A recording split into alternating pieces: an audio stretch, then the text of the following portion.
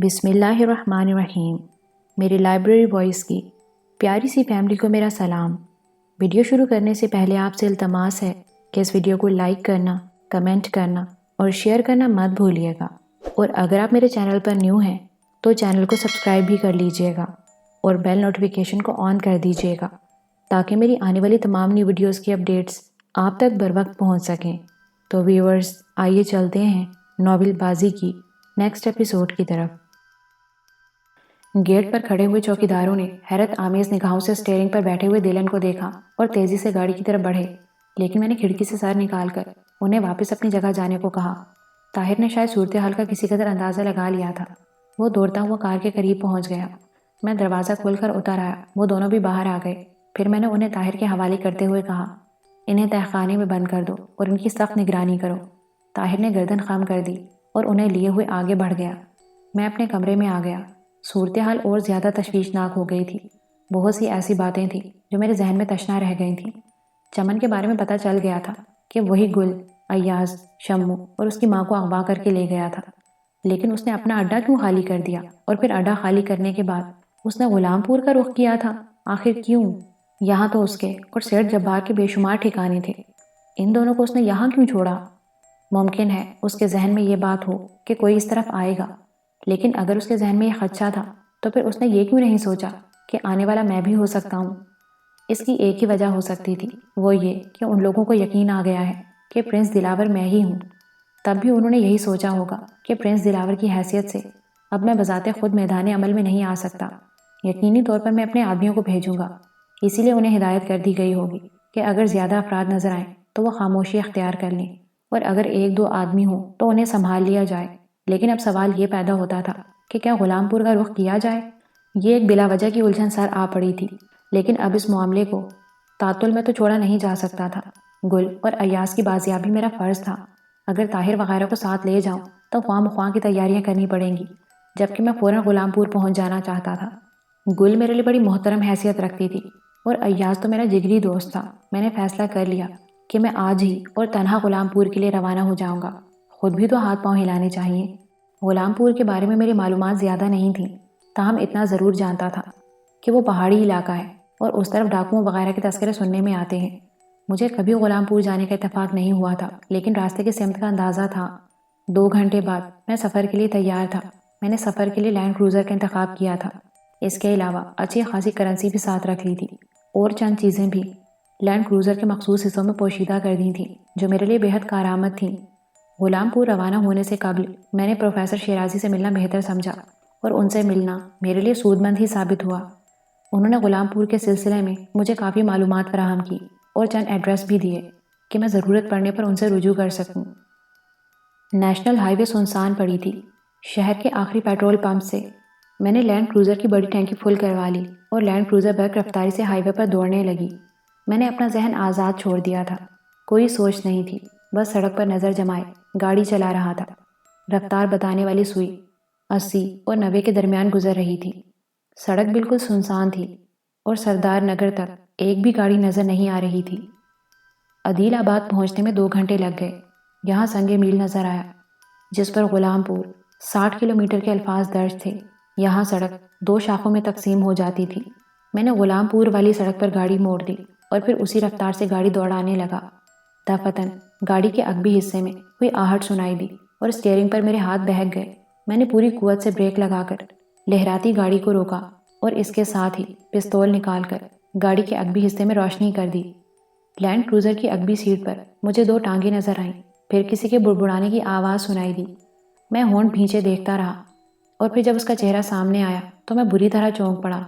وہ بہروز تھی، اسی روپ میں جس میں نے چند گھنٹے قبل اسے پروفیسر کی کوٹھی میں دیکھا تھا۔ وہ جلدی جلدی اپنا لباس جھاڑ رہی تھی۔ ستیہ ناس تمہارا، ڈرا کر رکھ دیا، اس نے غصیلے لہجے میں کہا۔ اتنی دیر سے گاڑی دوڑائے جا رہے ہو، ایک کپ کافی کی ضرورت بھی محسوس نہیں ہوئی تمہیں؟ تم بہروز ہو یا اس کا بھوت؟ میں نے حیرت سے پوچھا۔ بھوت ہوتی تو تمہاری گردن سے نہ چمٹ جاتی؟ سارے کپڑے غارت کر دیے۔ اوہ، اچانک بڑی بے تکلف ہو گئی تم، لیکن تم یہاں کیسے پہنچ گئیں؟ اس نے نیچے گرا ہوا تھرموس اٹھایا اور اس میں بچی ہوئی کافی کا جائزہ لینے لگی۔ تم میرا وقت برباد کر رہی ہو، میں نے جھنجھلا کر کہا۔ تمہیں کافی پلا کر دوبارہ فضا میں تحلیل ہو جاؤں گی۔ اس نے تھرموس میں بچی ہوئی کافی ایک کپ میں انڈیل کر میری طرف بڑھاتے ہوئے کہا، لو کافی پیو۔ میں نے کپ اس کے ہاتھ سے لے لیا۔ اس نے دوسرے کپ میں اپنے لیے کافی انڈیلی اور تھرماس گاڑی کے پچھلے حصے میں رکھ کر میرے برابر والی سیٹ پر آ بیٹھی۔ مجھے اس کی موجودگی کا یقین نہیں آ رہا تھا۔ پھر اس کا انداز گفتگو اس قدر بے تکلف وہ پہلے کبھی نہیں ہوئی تھی۔ ایمان سے بری طرح جل گئی ہوں۔ وہ اپنی کلائیوں کو سہلاتے ہوئے بولی، کافی کس قدر گرم ہے اس کا اندازہ تم خود لگا سکتے ہو۔ بہروز اب بتا بھی دو۔ اعتراف کر چکا ہوں کہ سخت حیرت زدہ ہوں، میں نے بے بسی سے کہا۔ ذہن پر زور دیجئے منصور صاحب، سب کچھ یاد آ جائے گا۔ گھامڑ ہو گیا ہوں بالکل، تم بتا دو، میں نے کہا تو بہروز بے ساختہ ہنس پڑی۔ بری بات ہے، دراصل لڑکی کی حیثیت سے رہتے ہوئے میں وہاں کی یکسانیت سے بور ہو گئی تھی اور مجھے اپنے آپ سے شکایت پیدا ہو چلی تھی۔ پھر جب تم پروفیسر شیرازی سے باتیں کر رہے تھے تو مجھے موقع مل گیا۔ اخبار میں 2 جوڑے کپڑے لپیٹے، کافی بنا کر تھرموس میں بھری اور یہاں پچھلی سیٹوں کے نیچے گھس کر لیٹ گئی۔ لیٹے لیٹے کمر دکھ گئی تو سوچا کہ کافی پیوں اور تمہیں بھی پلاؤں۔ میں کافی انڈیل رہی تھی کہ تم نے اچانک بریک لگا دیے اور میں کافی سمیت الٹ گئی۔ بہروز نے کچھ اس انداز میں کہا کہ مجھے ہنسی آ گئی۔ ہم دونوں خاموشی سے کافی پیتے رہے۔ پھر میں نے کافی کا آخری گھونٹ لے کر کہا، لیکن اب وہ لوگ جو تمہارے لیے پریشان ہوں گے، نہیں، میں بھوندو کو بتا آئی ہوں، وہ انہیں بتا دے گا، بہروز نے کہا۔ میں آپ کی اس طرح آمد کا مقصد پوچھ سکتا ہوں محترمہ؟ جبکہ میں کسی کو بھی ساتھ لانا نہیں چاہتا تھا۔ پہلی وجہ تو بتا چکی ہوں، یکسانیت سے بوریت، اور دوسری بات یہ ہے جناب عالی کہ کسی میں اور بہروز میں بہت فرق ہے۔ بہروز وہ ہے جس نے بادیان میں حضور کے ساتھ کافی وقت گزارا ہے اور کہیں بھی شکایت کا موقع نہیں دیا ہے۔ بہروز غلام پور میں کافی مشکلات پیدا ہو سکتی ہیں میرے لیے۔ بادیان کے بہروز کو بھول گئے منصور؟ وہاں کی بات اور تھی، میں نے متفکرانہ انداز میں کہا۔ بے فکر رہیں، پہلے کی طرح میں اب بھی آپ کے لیے تکلیف دہ ثابت نہیں ہوں گی۔ میں نے لینڈ کروزر سٹارٹ کر کے آگے بڑھا دی۔ بہروز کی وجہ سے میرا ذہن الجھ گیا تھا۔ میں نے سوچا کہ غلام پور پہنچ کر اچھی طرح دل کی بھڑاس نکالوں گا اور چمن سے اپنا پرانا حساب کتاب بھی چکاؤں گا، لیکن اب بہروز کی وجہ سے محتاط رہنا پڑے گا۔ غلام پور تک بقایا راستہ خاموشی سے طے ہوا تھا۔ رات کا پہلا پہر ختم ہونے کو تھا جب غلام پور کی روشنیاں نظر آئیں۔ اعتراف کے مناظر گو کے تاریکی میں ڈوبے ہوئے تھے، لیکن انہیں محسوس کیا جا سکتا تھا۔ خاصی سرسبز جگہ تھی۔ غلام پور کا پھیلاؤ بھی معمولی نہیں تھا۔ روشنیوں کی وجہ سے شہر کے احاطے کا اندازہ ہوتا تھا۔ 15 لاکھ سے کم آبادی نہیں تھی۔ شہر پتہ نہیں کیسا ہوگا۔ لینڈ کروزر غلام پور میں داخل ہو گئی۔ صاف ستھری کشادہ سڑکیں اور روشنیاں۔ غلام پور میرے توقعات کے برعکس خوبصورت شہر تھا۔ اندرونی علاقوں میں ایسے شہر کا تصور بھی نہیں کیا جا سکتا تھا، لیکن یہ ایک عمدہ جگہ تھی۔ کم از کم 5 بڑے ہوٹلوں کے نیون سائن نظر آ چکے تھے اور گاڑیاں بھی نظر آ رہی تھیں۔ میں نے تاج ہوٹل کے سامنے گاڑی روک لی اور بہروز نیچے اتر گئی۔ میرے لیے یہی ہوٹل مناسب ہے، تم اگر اسے پسند نہ کرو تو کوئی اور ہوٹل تلاش کر لو، وہ آگے بڑھ گئی۔ لینڈ کروزر مناسب جگہ پارک کر کے جب میں ہوٹل میں داخل ہوا تو بہروز ایک پورٹر کے ساتھ بیرونی گیلری کی طرف جا رہی تھی۔ میں مسکراتا ہوا کاؤنٹر کی طرف بڑھ گیا۔ کاؤنٹر کلرک نے میرا مدعا سن کر اندراجات کا رجسٹر میرے سامنے کر دیا۔ رجسٹر میں اپنے قواعد تحریر کرتے ہوئے میں نے بہروز اجمی کا نام بھی پڑھ لیا۔ کلرک نے دوسرے پورٹر کو بلانے کے لیے گھنٹی بجائی۔ پھر ایک جوان العمر باوردی پورٹر نے میرا مختصر سا سامان اٹھایا اور مجھے ہوٹل کی دوسری منزل کے ایک کمرے میں پہنچا دیا۔ بہروز کا کمرہ بھی اسی منزل پر میرے کمرے سے 2 کمرے چھوڑ کر تھا۔ میں نے اس کے کمرے میں روشنی دیکھی تھی۔ بہروز کا میرے ساتھ آنا خلوص پر مبنی تھا، لیکن میں نے اس کے ساتھ سخت رویہ اختیار کیا تھا جس پر اب مجھے ندامت محسوس ہو رہی تھی۔ اس طویل سفر سے تھکن سی ہو گئی تھی، اس لیے اب میں سو جانا چاہتا تھا۔ میں نے کمرہ اندر سے بند کیا، جوتے اتارے اور بستر پر چھلانگ لگا دی۔ دوسرے دن آنکھ کھلی تو دن خوب چڑھ چکا تھا اور کھڑکی کے ذریعے دھوپ کمرے میں آ رہی تھی۔ میں نے غسل کیا اور لباس تبدیل کر کے ویٹر کو بلانے کے لیے گھنٹی بجائی۔ فوراً ہی ایک لمبا تڑنگا آدمی ویٹر کی وردی میں ملبوس کمرے میں داخل ہوا۔ ناشتے میں کیا ملے گا؟ میں نے پوچھا تو اس نے مینیو میرے سامنے کر دیا۔ نہ جانے کیوں مجھے یہ شخص اچھا نہیں لگا تھا۔ مینیو دیکھ کر میں نے چند چیزوں کا انتخاب کیا اور اسے آرڈر دے دیا۔ تھوڑی دیر بعد ناشتہ میرے سامنے موجود تھا۔ جب وہ برتن لینے کے لیے دوبارہ آیا تو میں نے اس کی طرف دیکھتے ہوئے پوچھا، سنو، آنند سنگھ کو جانتے ہو؟ کون آنند سنگھ؟ مقامی غنڈہ ہے۔ اوہ، وہ گونگا سردار؟ آپ کو اس سے کیا کام ہے جی؟ جس چیز کی بھی ضرورت ہو حکم کیجیے، یہی مل جائے گی۔ اس نے گھنی مونچھوں کے نیچے مسکراتے ہوئے کہا۔ تم غلط سمجھے ہو۔ میں بھی جواباً مسکرا دیا۔ وہ میرا بچپن کا دوست ہے۔ میں ملک سے باہر تھا، لمبے عرصے کے بعد آیا ہوں۔ اس کا پتہ معلوم ہو تو بتا دو۔ ویٹر کا چہرہ اتر گیا۔ غالباً وہ یہ سن کر پریشان ہو گیا تھا کہ میں آنند سنگھ کا دوست ہوں۔ رادھا ولی کا علاقہ اس کا ہے بابو جی، جس ٹیکسی ڈرائیور سے کہو گے پہنچا دے گا، اس کے کئی اڈے ہیں یہاں۔ ویٹر جلدی سے واپسی کے لیے مڑ گیا۔ میں نے رادھا ولی کا نام ذہن میں رکھ لیا۔ 10 بجے کے قریب میں ٹہلتا ہوا کمرے سے نکلا اور بہروز کے کمرے کی طرف چل پڑا۔ اس کے کمرے کا دروازہ باہر سے لاک تھا۔ میں چونک پڑا، یہ لڑکی کہاں نکل گئی؟ لیکن مجھے اس پر غصہ نہیں آیا، وہ میری آگ میں جل رہی تھی اور صرف خلوص ہی اسے یہاں لایا تھا، ورنہ عیش کی زندگی گزار رہی تھی۔ ویسے بادیان کا بہروز مجھے یاد تھا، یہ نرم و نازک اور خوبصورت سی لڑکی اچھا خاصا لڑ لیتی تھی اور بعض اوقات 2-4 گنڈوں کے لیے کافی ہوتی تھی، لیکن چمن کا معاملہ اور تھا۔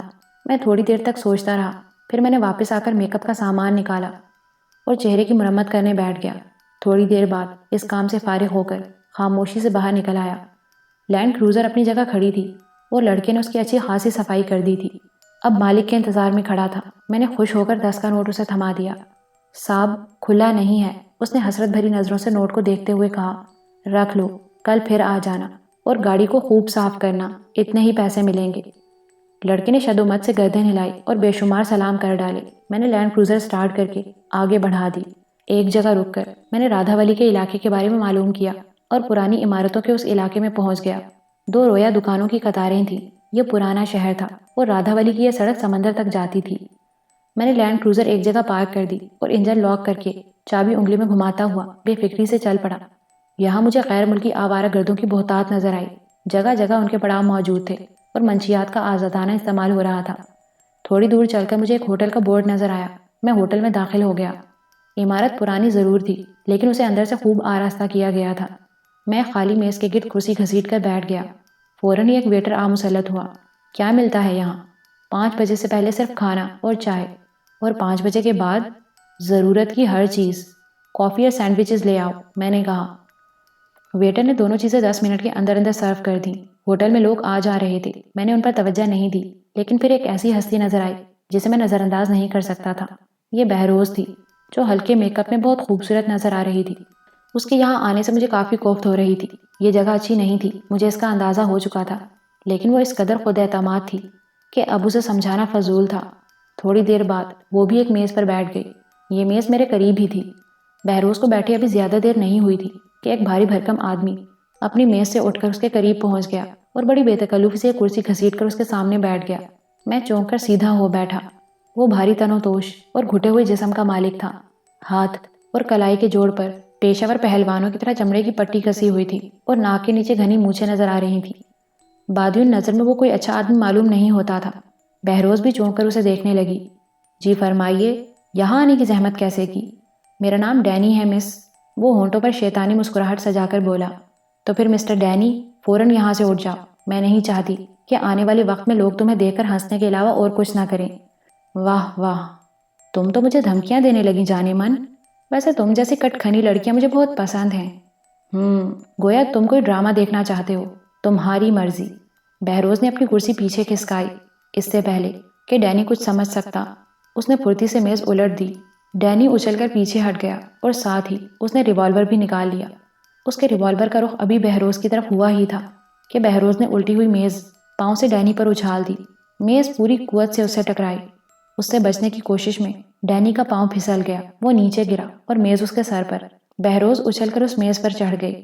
قرب و جوار کی میزوں سے لوگ اٹھ کھڑے ہوئے۔ میں نے چوکنا انداز میں چاروں طرف دیکھتے ہوئے جیب میں ہاتھ ڈال کر ریوالور پر گرفت مضبوط کر لی، تاکہ اگر کسی طرف سے مداخلت کی کوشش کی جائے تو ریوالور کی گولی اسے روک سکے۔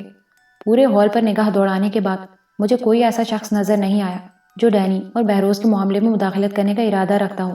ویسے سب کی نگاہوں میں دلچسپی کے تاثرات تھے اور ایک کمزور سی لڑکی اور توانا مرد کے درمیان ہونے والی کشمکش کو دلچسپی سے دیکھ رہے تھے۔ ابتدائی چند لمحات میں بہروز پوری طرح ڈینی پر چھائی رہی۔ میز کا وزن بہروز کے وزن کے ساتھ مل کر ڈینی کے لیے خاصی پریشانی کا باعث بنا ہوا تھا۔ ریوالور اب بھی اس کے ہاتھ میں دبا ہوا تھا، لیکن اس کا رخ ایسا تھا کہ اگر گولی چلتی تو وہ فرش کو چھوتی ہوئی کہیں سے کہیں نکل جاتی۔ بہروز کو کوئی نقصان نہیں پہنچ سکتا تھا، چونکہ میز کا ایک کونا ڈینی کی کلائی پر بھی جمع ہوا تھا، اس لیے وہ ریوالور کا رخ تبدیل نہیں کر سکتا تھا۔ بہروز نے میز پر زور زور سے کئی جھٹکے لگائے اور وہ ڈینی کے سر پر پہنچ گئے۔ پھر اس کے جوتے کی ٹھوکر ڈینی کی کھوپڑی پر پڑی۔ وہ بری طرح کراہ اٹھا، لیکن اس نے اٹھنے میں دیر نہیں لگائی تھی۔ اس نے بہروز پر حملہ کرنے کی کوشش کی، لیکن بہروز کی زوردار ٹھوکر اس کی پنڈلی پر پڑی۔ وہ جوں ہی جھکا، بہروز نے اس کی کمر پر لات رسید کر دی۔ میرے ہونٹوں پر مسکراہٹ پھیل گئی۔ بہروز ابھی تک بہت عمدہ جا رہی تھی۔ میں سوچ بھی نہیں سکتا تھا کہ یہ نازک سے زمانہ ساز لڑکی جو بادیان میں صرف اپنی پھرتی اور چالاکی کی وجہ سے خطرناک مجرموں سے بچی رہی تھی، لڑائی بھڑائی میں بھی ماہر ہوگی۔ پتہ نہیں اس دوران میں وہ مجھے دیکھ بھی سکی تھی یا نہیں۔ بہرطور میں نے سوچ لیا تھا کہ میں اسی وقت آگے بڑھوں گا جب اسے کوئی پریشانی لاحق ہوگی۔ اس کی خود اعتمادی کو بھی آزما لیا جائے۔ بہروز چونکہ بلا وجہ ڈینی سے الجھنا نہیں چاہتی تھی، اس لیے ڈینی کے منہ کے بل گرتے ہی اس نے دروازے کی طرف چھلانگ لگائی، اور بہتر یہی تھا، لیکن دروازے کے قریب 2 ویٹروں نے اسے روک لیا۔ بہروز نے خونخوار نگاہوں سے انہیں دیکھتے ہوئے پوچھا، کیا بات ہے، کیا چاہتے ہو؟ بل کی رقم میڈم، اور توڑ پھوڑ جو آپ کر چکی ہیں، ایک ویٹر نے کہا۔ بہروز نے متوحش نگاہوں سے ڈینی کی طرف دیکھا۔ ڈینی پھر اٹھ رہا تھا۔ بہروز نے جلدی سے پرس کھول کر ایک بڑا نوٹ کھینچا اور ویٹر کے منہ پر کھینچ مارا۔ ویٹر نے جلدی سے نوٹ لپک لیا، لیکن ابھی انہوں نے راستہ نہیں چھوڑا تھا۔ اسی وقت بہروز کا الٹا ہاتھ ایک ویٹر کے منہ پر پڑا اور ویٹر لڑکھڑا گیا۔ اس طرح بہروز کو باہر نکلنے کا موقع مل گیا۔ اس نے دروازے کی طرف چھلانگ لگا دی تھی۔ اسی وقت ڈینی بھی اٹھ کھڑا ہوا اور دھاڑتا ہوا باہر کی جانب لپکا۔ اب میرے لیے بھی وہاں رکنا ممکن نہیں رہا تھا۔ میں نے ایک نوٹ نکال کر میز پر رکھا اور تیزی سے باہر نکل آیا۔ باہر چوڑی سڑک پر بہروز تیز رفتاری سے بھاگتی چلی جا رہی تھی۔ ڈینی اس کے پیچھے دوڑ رہا تھا اور اس کے حلق سے غراہٹیں خارج ہو رہی تھیں۔ رک جاؤ لڑکی، ورنہ گولی مار دوں گا، رک جاؤ۔ دفتن ڈینی نے ایک طرف ہاتھ اٹھا کر کسی کو اشارہ کیا۔ میری نگاہیں اسی سمت اٹھ گئیں۔ سیاہ رنگ کی ایک مرسڈیز کار سٹارٹ ہو کر تیزی سے اس کے قریب پہنچ گئی۔ اسے روکو، ڈینی دھاڑا، اور مرسڈیز رکے بغیر آگے بڑھ گئی۔ بہروز سڑک پر دوڑ رہی تھی اور قرب و جوار میں کوئی ایسی گلی بھی نہ تھی جس میں گھس کر وہ ڈینی کی نگاہوں سے روپوش ہو سکتی۔ اس لیے کار آن کی آن میں اس کے قریب پہنچ گئی اور آگے بڑھ کر اس کا راستہ روک لیا۔ مجھے صورتحال کا کسی حد تک اندازہ ہو گیا تھا۔ اب بہروز اتنے لوگوں کے درمیان میں اپنی حفاظت نہیں کر سکتی تھی، اس لیے میں تیزی سے اپنی گاڑی کی طرف بڑھا۔ میری نظریں اب بھی بہروز پر تھیں۔ مرسڈیز سے 3-4 آدمی اترے تھے اور بہروز کے گرد گھیرا ڈال رہے تھے۔ اسی وقت ڈینی بھی وہاں پہنچ گیا اور سب نے مل کر بہروز کو دبوچ لیا، اور دوسرے ہی لمحے کار کی اگلی سیٹ پر دھکیل کر سب کار میں گھس گئے۔ ڈینی بھی ان کے ساتھ تھا۔ پھر کار ایک جانب روانہ ہو گئی۔ اس دوران میں بھی اپنی گاڑی تک پہنچ کر اسے سٹارٹ کر چکا تھا۔ پھر میں نے ایک مخصوص فاصلہ رکھ کر مرسڈیز کا تعاقب شروع کر دیا۔ ویسے مجھے محسوس ہو رہا تھا کہ بہروز کے اغوا کا واقعہ محض ایک اتفاق ہے۔ ڈینی ایک بدنیت شخص تھا۔ ممکن ہے اس ہوٹل میں اس قسم کی عورتیں آتی ہوں اور ڈینی بہروز کے بارے میں بھی اسی غلط فہمی کا شکار ہو گیا ہو، لیکن چونکہ وہ خود سر آدمی تھا اس لیے اپنی توہین برداشت نہ کر سکا۔ اس سارے ہنگامے کے دوران کسی شخص نے بھی بہروز کی مدد کرنے کی کوشش نہیں کی تھی۔ اس کا مطلب تھا کہ سب لوگ ڈینی کو اچھی طرح جانتے تھے کہ اس کے معاملے میں مداخلت کرنے کے کیا نتائج برآمد ہو سکتے ہیں۔ میری لینڈ کروزر مرسڈیز کے پیچھے دوڑتی رہی۔ میں نے اپنے اور ان کے درمیان اتنا فاصلہ رکھا تھا کہ انہیں تعاقب کا شبہ نہ ہو سکے۔ مرسڈیز کا سفر زیادہ طویل ثابت نہیں ہوا۔ تھوڑی دیر بعد وہ ایک ذیلی سڑک پر مڑ گئے جس کے اختتام پر ایک قدیم طرز کا بنا ہوا مکان نظر آ رہا تھا۔ مرسڈیز یقینی طور پر اس مکان کی طرف ہی جا رہی تھی کیونکہ آس پاس کوئی عمارت نظر نہیں آ رہی تھی۔ چنانچہ میں نے لینڈ کروزر کو اسی ذیلی سڑک کے بائیں سمت جھاڑیوں میں موڑ دیا اور جھاڑیوں کے عقب میں ذیلی سڑک کے متوازی بڑھنے لگا۔ میں کوشش کر رہا تھا کہ ان لوگوں کو میری موجودگی کا علم نہ ہو سکے۔ مرسڈیز اس عمارت میں داخل ہو گئی اور تھوڑی دیر بعد میں بھی اس عمارت کے کمپاؤنڈ کے بائیں جانب پہنچ گیا۔ دیوار زیادہ اونچی نہیں تھی اور اس کے ساتھ کئی جگہ مٹی کے ڈھیر لگے ہوئے تھے۔ ایک ڈھیر پر کھڑے ہو کر میں نے عمارت کے اندرونی حصے پر نگاہ دوڑائی۔ احاطے میں چاروں طرف بے ترتیب جھاڑیاں اگی ہوئی تھیں جو کافی بلند ہو چکی تھیں۔ ان جھاڑیوں کے عقب میں مجھے سیاہ مرسڈیز نظر آئی جو دروازے کے پاس کھڑی تھی اور 2 آدمی اسے ٹیک لگائے کھڑے تھے۔ باقی شاید بہروز کو لے کر اندر چلے گئے تھے۔ میں نے ادھر ادھر دیکھا اور اچھل کر کمپاؤنڈ کی دیوار پر چڑھ گیا۔ پھر اندر اتر کر مجھے چھپنے میں زیادہ دقت نہیں ہوئی۔ میں جھاڑیوں کی اوٹ لیتا ہوا دیوار کے ساتھ ساتھ عمارت کے اگبی حصے میں پہنچ گیا۔ خاصی کشادہ عمارت تھی۔ اس کی دیواریں کسی وجہ سے سیاہ ہو رہی تھیں۔ پیچھے ایک گول دروازہ تھا جس کے اوپری حصے میں شیشے لگے ہوئے تھے۔ میں نے دروازے پر ہلکا سا دباؤ ڈالا تو وہ خلاف توقع کھل گیا۔ میں چند لمحے کھڑا دوسری طرف کی سنگن لیتا رہا اور پھر عمارت میں داخل ہو گیا۔ ریوالور میرے ہاتھ میں تھا اور میں بلی کی طرح دبے قدموں ایک راہداری سے دوسری راہداری میں کمرے جھانکتا پھر رہا تھا۔ پھر ایک ہال نما کمرے میں مجھے چند آوازیں سنائی دیں اور میں اس کمرے کی اگبی کھڑکی سے چپک کر کھڑا ہو گیا۔ کھڑکی کے پرت بند تھے اور ان میں شفاف شیشے لگے ہوئے تھے، لیکن ان کے عقب میں لوہے کی جالی موجود تھی۔ میں شیشوں سے کمرے کا منظر دیکھ سکتا تھا کیونکہ کھڑکی کے دروازوں پر پردے نہیں تھے۔ اور کمرے میں برائے نام فرنیچر تھا۔ چند افراد بہروز کے ہاتھ اس کی پشت پر کس رہے تھے اور اس کے سامنے ایک کرسی پر ڈینی ٹانگ پر ٹانگ رکھے بیٹھا مسکرا رہا تھا۔ پھر بہروز کے ہاتھ باندھنے والے پیچھے ہٹ گئے۔ چند لمحے بعد شیطان صرف ڈینی للچائی ہوئی نظروں سے اسے دیکھتا ہوا بولا، بعض اوقات عمدہ غذائیں ثقیل بھی ہوتی ہیں اور انہیں ہضم کرنے میں خاصی مشکلات پیش آتی ہیں، لیکن ڈینی ہمیشہ اچھے کھانوں کا شوقین ہے۔ بہروز نے ہونٹ بھینچ کر خونخوار نظروں سے ڈینی کی طرف دیکھا اور اسے کوئی مناسب جواب دینا چاہتی تھی، لیکن اسے الفاظ نہیں مل رہے تھے۔ ڈینی اٹھ کھڑا ہوا اور آہستہ آہستہ چلتا ہوا بہروز کی طرف بڑھا، پھر اس کی ٹھوڑی کے نیچے انگلی لگاتے ہوئے بولا، ہاں تو ڈیئر، تم ایسی ویسی لڑکی نہیں ہو، بہت ہی شریف ذاتی ہو، تو پھر اس ہوٹل میں کیوں گئی تھی؟ میں تیری کسی بات کا جواب دینا پسند نہیں کرتی، بہروز نے دانت کچکچاتے ہوئے کہا۔ نہ صحیح، اس سے کیا فرق پڑتا ہے مجھے؟ تمہاری زبان سے کچھ سننے کی تمنا بھی نہیں، ویسے چہرے مہرے سے تو تم مقامی نہیں لگتی، کون ہو تم؟ اس نے اپنا چہرہ بہروز کے چہرے کے بالکل قریب لاتے ہوئے پوچھا۔ دفتن بہروز نے پیچھے ہٹ کر ایک زوردار ٹکر اس کے چہرے پر ماری اور ڈینی کی کریخ چینخ سنائی دی۔ پھر وہ لڑکھڑاتا ہوا کئی قدم پیچھے ہٹ گیا۔ اب اس کی آنکھوں میں خون اتر آیا تھا۔ وہ آگے بڑھا اور ایک زوردار تھپڑ بہروز کے گال پر مارا۔ بہروز کے ہاتھ پشت پر بندھے ہوئے تھے اور تھپڑ بھی زوردار تھا، اس لیے وہ خود کو نہ سنبھال سکی اور فرش پر گر گئی۔ اسی وقت ہال کے کونے میں رکھے ہوئے فون کی گھنٹی بج اٹھی۔ ڈینی کی اس حرکت پر میرے ذہن میں انگارے سے بھر گئے تھے۔ میں بہروز کے ساتھ یہ سلوک کسی قیمت پر برداشت نہیں کر سکتا تھا اور سوچ رہا تھا کہ اب احتیاط کو بالائے طاق رکھ کر بہروز کی حفاظت کے لیے کوئی قدم اٹھانا چاہیے، لیکن ٹیلی فون کی گھنٹی سن کر میں چونک پڑا۔ ہال میں کھڑے ہوئے دوسرے آدمی بہروز کے دائیں بائیں ہو گئے۔ دوسری طرف ڈینی فون ریسیو کر رہا تھا۔ غالباً دوسری طرف سے کچھ کہا جا رہا تھا۔ وہ بوکھلائے ہوئے انداز میں بولا، جی ہاں مسٹر آنند، جی ہاں، لیکن کیا آپ وثوق سے کہہ سکتے ہیں کہ وہ ہمارے پیچھے ہی یہاں تک آئے ہیں؟ پھر وہ دوسری طرف سے کچھ سنتا رہا اور جواباً بولا، جی بہتر، معافی چاہتا ہوں باس، لیکن آپ فکر نہ کریں، جو بھی ہوگا میں خود دیکھ لوں گا۔ جی ہاں شکریہ۔ اس نے ریسیور رکھ دیا اور پلٹ کر بہروز کی طرف دیکھنے لگا۔ تیرے ساتھ کوئی اور بھی تھا اس ہوٹل میں؟ اس نے حقارت آمیز انداز میں بہروز سے پوچھا۔ بہروز نے جواب دینے کی بجائے نفرت سے زمین پر تھوک دیا۔ ڈینی نے اس طرف توجہ نہیں دی اور اپنے آدمیوں سے بولا، دیکھو جاؤ، کسی نے ہمارا تعاقب کیا ہے اور تعاقب کرنے والا لینڈ کروزر میں تھا، فوراً جاؤ اور عمارت کے چاروں طرف پھیل جاؤ، ایسا نہ ہو کہ ہم دھوکے میں مارے جائیں۔ کمرے میں کھڑے ہوئے لوگ حیرت سے ایک دوسرے کی طرف دیکھنے لگے، پھر تیزی سے دروازے کی طرف دوڑ پڑے۔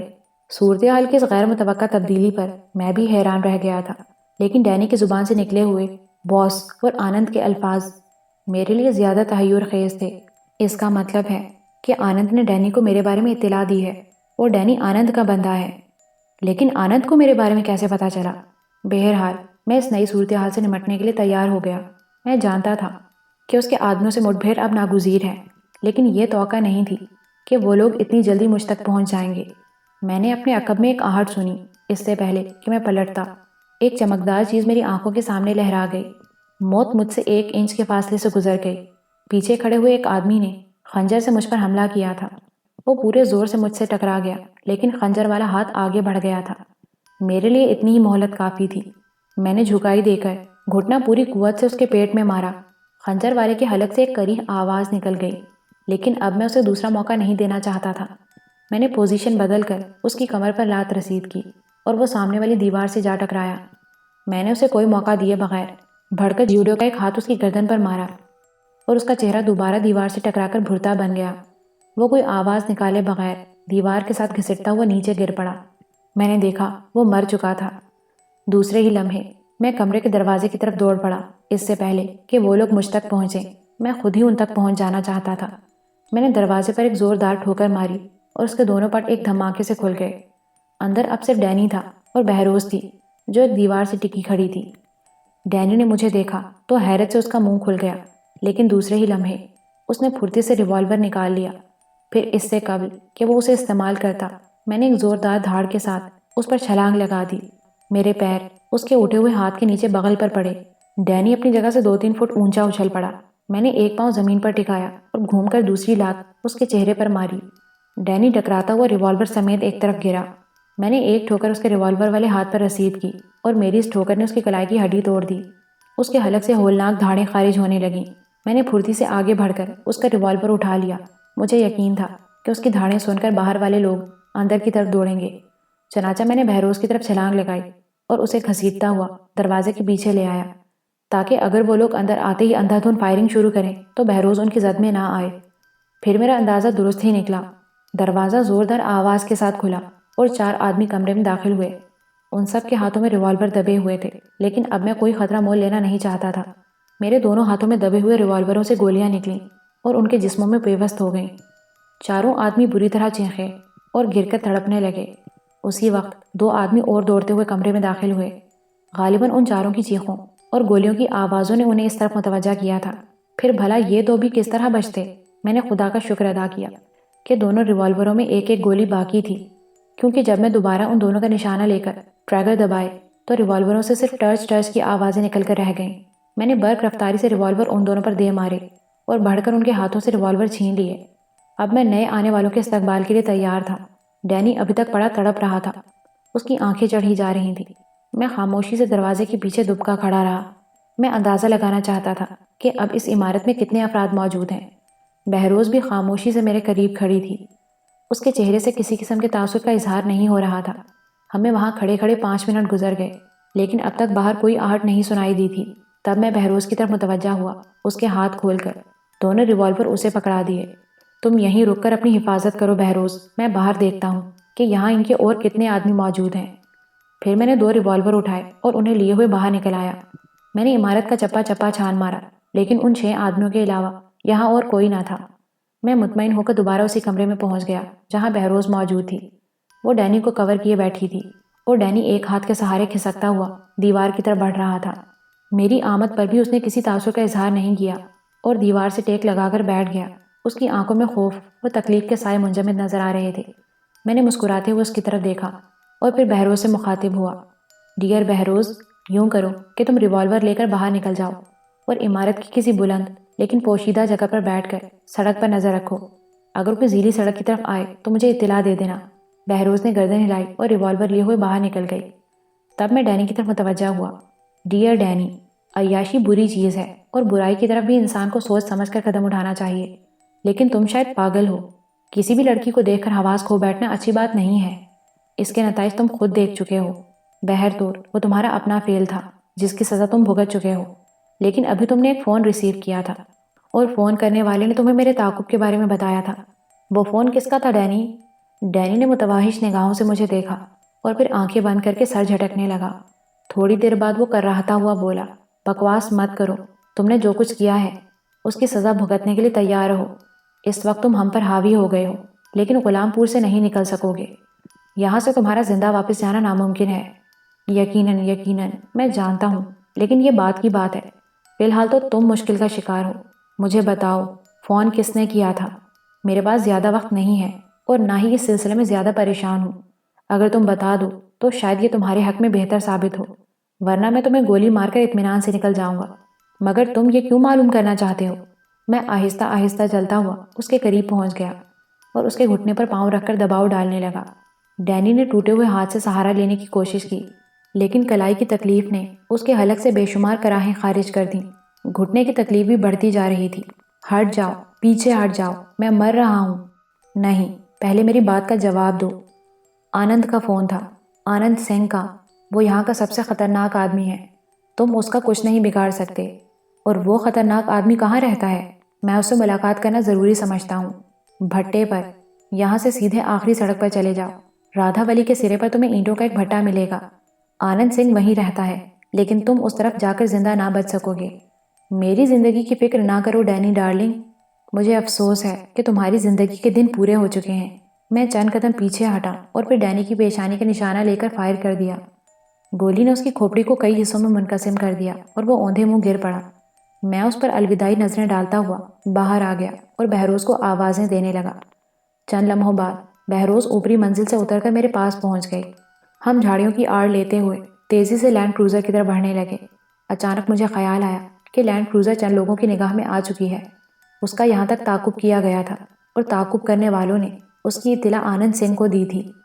اس بات کے بھی امکانات تھے کہ لینڈ کروزر کا تعاقب کرنے والے اب بھی اس کی نگرانی کر رہے ہوں، لیکن لینڈ کروزر کو یہاں بھی چھوڑا نہیں جا سکتا تھا۔ لینڈ کروزر کے قریب پہنچ کر میں نے آس پاس کے علاقے کی سن گن لی، لیکن مجھے وہاں کوئی آہٹ نہیں سنائی دی۔ بہروز تم لینڈ کروزر سٹارٹ کر کے کچی سڑک پر لے جاؤ اور وہاں رک کر میرا انتظار کرو، میں نے بہروز سے سرگوشی میں کہا۔ بہروز نے خاموشی سے گردن ہلا دی۔ اب وہ بے چون چرا میری ہدایات پر عمل کر رہی تھی، غالباً اپنی خودسری پر شرمندہ تھی۔ اس نے لینڈ کروزر سٹارٹ کی اور اسے سڑک پر لے آئی۔ اس دوران میں میری نگاہیں اعتراف کا جائزہ لے رہی تھیں، لیکن کوئی حرکت محسوس نہیں ہوئی۔ پھر میں لینڈ کروزر کے قریب پہنچا اور پچھلا دروازہ کھول کر بیٹھ گیا۔ بہروز نے خاموشی سے گاڑی آگے بڑھا دی۔ شہر کی طرف چلو، میں نے کہا، اور پھر گہری نظروں سے چاروں طرف دیکھنے لگا۔ ابھی تک کوئی خاص بات نہیں ہوئی تھی، لیکن تقریباً 2 میل چلنے کے بعد دفتن ایک اور زیلی سڑک سے پیلے رنگ کی ایک کار نکلی اور ہماری گاڑی کے پیچھے چل پڑی۔ میرے جبڑے بھینج گئے۔ بہروز نے بھی شاید عقب نما آئینے سے اس کار کو دیکھ لیا تھا۔ منصور، اس کی آواز ابھری۔ ہاں، میں نے دیکھ لیا ہے۔ تم چلتی رہو اطمینان سے۔ میری نظریں پیلی کار پر مرکوز تھیں۔ پہلے تو وہ ایک مخصوص فاصلہ دے کر سست رفتاری سے چلتی رہی، پھر دفتن اس کی رفتار تیز ہو گئی اور آگے نکلنے کے لیے ہارن دینے لگی۔ بہروز نے لینڈ کروزر سائیڈ میں کر لی اور پیلی کار زن سے آگے نکل گئی، لیکن تھوڑی دور جا کر وہ سڑک پر قدرے ترچھی کھڑی ہو گئی۔ بہروز نے رفتار ہلکی کر دی اور میں اپنی جگہ چھوڑ کر سامنے کے رخ پر آ گیا۔ کار کے چاروں دروازے کھلے اور 4 آدمی نیچے اتر آئے۔ چاروں مسلح تھے۔ لینڈ کروزر اب آہستہ آہستہ کھسک رہی تھی۔ کار والوں نے ہاتھ اٹھا کر ہمیں رکنے کا اشارہ کیا۔ اسی طرح سست رفتاری سے بڑھو اور جو ہی قریب پہنچو، رفتار تیز کر کے کار کے پچھلے حصے کو ٹکر مارتی ہوئی آگے نکل جاؤ، میں نے کہا، اور بائیں جانب ہو گیا۔ میں نے لینڈ کروزر کی چھت کے قریب ایک خانہ کھول کر 2 دستی بم نکال لیے۔ بہروز میری ہدایت کے مطابق آگے بڑھتی ہوئی بڑے محتاط انداز میں گاڑی کو ایک سمت میں کاٹ رہی تھی۔ پھر ایک دھماکہ ہوا اور وہ لوگ بری طرح چینخ پڑے۔ اسی وقت میں نے سیفٹی پن کھینچ کر دونوں بم کار پر اچھال دیے۔ بہروز نے ایک دم ایکسلریٹر پر پاؤں ڈال دیا اور گیئر کی گراریاں گڑگڑانے لگیں، لیکن انجن طاقتور تھا۔ اس نے ایک لمحے میں پک اپ لے لیا۔ دوسری طرف 2 ہولناک دھماکے ہوئے اور پیلی کار فضا میں بلند ہوتی نظر آئی۔ لینڈ کروزر پوری رفتار سے آگے بڑھتی چلی گئی۔ میں مسکراتا ہوا بہروز کے پاس اگلی نشست پر آ بیٹھا۔ وہ بڑے اعتماد سے ڈرائیو کر رہی تھی۔ کافی دیر تک خاموشی رہی، پھر اس نے کہا، کیا یہ صرف اتفاق نہیں تھا؟ میں سمجھا نہیں۔ میں نے اسے دیکھتے ہوئے کہا، کیا اس قسم کی کسی حرکت کے امکانات ہو سکتے تھے؟ ان واقعات کا تعلق چمن سے تو نہیں ہے؟ میں نے کب کہا بہروز؟ مجھے احساس ہے منصور کہ میری وجہ سے تمہیں مشکل پیش آئی۔ یقین کرو، اس کا مجھے اندازہ نہیں تھا۔ ارے بھائی، میں نے کچھ کہا ہے تم سے؟ میں جلدی سے بولا، ہر جگہ اس قسم کے لوگ ہوتے ہیں، لیکن یہ اتفاق کی بات ہے کہ اس کا تعلق آنند سنگھ سے نکل آیا۔ ویسے اس قسم کے چھوٹے چھوٹے بدماشوں کا تعلق کسی نہ کسی بڑے گروہ سے ضرور ہوتا ہے۔ میں نے بات گھمانے کی کوشش کی تو بہروز ونڈ اسکرین سے نظریں ہٹا کر میری طرف دیکھنے لگی، پھر مسکرا کر بولی، تم بات کو ٹال رہے ہو منصور، حالانکہ میں جانتی ہوں کہ تمہارے ذہن میں میرے لیے کبیدگی ضرور ہوگی۔ ارے نہیں بھائی، فضول قسم کی باتیں سوچ کر اپنے ذہن کو خراب مت کرو۔ اسی اثنا میں ہم شہر پہنچ گئے۔ میں لینڈ کروزر سے ضروری سامان نکالنے لگا۔ 8 دستی بم باقی تھے میرے پاس۔ اس کے علاوہ کچھ اور چیزیں تھیں جنہیں وقتی طور پر میں نے کپڑے میں لپیٹ لیا تھا۔ بہروز عقب نما آئینے میں میری حرکات کا جائزہ لے رہی تھی۔ تھوڑی دیر بعد میں نے اسے گاڑی روک لینے کو کہا۔ بائیں سمت ایک چھوٹی سی سڑک تھی، اس کے اختتام پر ہوٹل کنگ کا بورڈ نظر آ رہا تھا۔ میں نے بہروز سے اس طرف چلنے کو کہا اور بہروز نے گاڑی اس پتلی سی سڑک پر موڑ دی۔ تھوڑی دیر بعد ہم کنگ ہوٹل کے بڑے آئینی گیٹ کے سامنے کھڑے تھے۔ بہروز لینڈ کروزر کو گیٹ سے اندر لیتی چلی گئی اور پھر ایک سائیڈ میں پارک کر دی۔ گاڑی لاک کر کے نیچے اتر آؤ۔ اس ہوٹل میں ہمیں مسٹر اور مسز بہرام کے نام سے ایک کمرہ حاصل کرنا ہے، میں نے کہا تو بہروز نے گردن ہلا دی۔ تھوڑی دیر بعد ہم ہوٹل کے کاؤنٹر پر پہنچ گئے اور رجسٹر پر نام پتہ لکھوانے کے بعد ایک بحری نے ہمیں ہمارے کمرے تک پہنچا دیا۔ ہم نے انہیں بتا دیا تھا کہ ہمارا سامان پیچھے آ رہا ہے۔ کمرہ مختصر سا تھا، حالانکہ اس میں ڈبل بیڈ تھا، لیکن تاج کے مقابلے میں بہت چھوٹا تھا۔ بہروز تھوڑی دیر تک کمرے کا جائزہ لیتی رہی، پھر میں بہروز کو اشارہ کرتے ہوئے باہر نکل آیا۔ چابی میں نے کاؤنٹر کلرک کو دی اور اسے بتایا کہ ہم لوگ اپنا سامان لینے جا رہے ہیں۔ ہوٹل سے باہر آ کر میں نے لینڈ کروزر سے اپنے سامان کی پوٹلی اٹھائی اور آئینی گیٹ سے نکل آئے۔ تھوڑی دیر بعد ٹیکسی کے ذریعے ہم دوبارہ تاج پہنچ گئے۔ بہروز اس تمام کارروائی کے دوران خاموش تماشائی بنی رہی تھی۔ صورتحال شاید اس کی سمجھ میں آ گئی تھی۔ وہ میرے ساتھ ساتھ میرے کمرے میں آ گئی اور ایک آرام دہ کرسی پر دراز ہوتے ہوئے بولی، میں سمجھ گئی کہ لینڈ کروزر وہاں کیوں چھوڑی گئی ہے۔ اب وہ لوگ ہمیں کنگ ہوٹل میں تلاش کرتے رہیں گے اور لینڈ کروزر کی وہاں موجودگی انہیں اس بات کا یقین دلائے گی کہ ہم کنگ میں مقیم ہیں۔ ہاں، لیکن اب کیا پروگرام ہے منصور؟ وہ بھی بتا دوں گا۔ میرے خیال میں کچھ کھا پی لیا جائے۔ کافی کی شدید طلب محسوس ہو رہی ہے، کچھ تھکن ہو گئی ہے۔ ویٹر کو بلاؤں؟ ہاں بلا لو، لیکن تمہاری یہاں موجودگی میرے خیال میں مناسب نہیں ہے، تو پھر الگ الگ کافی پی لیں گے، اس وقت یہی بہتر ہے۔ یہ دوسری بات ہے کہ جب ویٹر تمہارے کمرے میں کافی سرو کر دے تو میں بھی وہیں آ جاؤں گا۔ ٹھیک ہے، میں کافی منگوا رہی ہوں۔ تھوڑی دیر بعد آپ میرے کمرے میں ہی آ جائیے گا۔ تقریباً 15 منٹ کے بعد میں بہروز کے کمرے میں چلا گیا۔ کافی آ چکی تھی۔ بہروز نے کافی کی ایک پیالی بنا کر میرے آگے رکھ دی اور دوسری خود لے کر بیٹھ گئی۔ کافی کے ساتھ کچھ لوازمات بھی تھے۔ ہم خاموشی سے کھاتے پیتے رہے، لیکن میرا ذہن آئندہ کا پروگرام بنا رہا تھا۔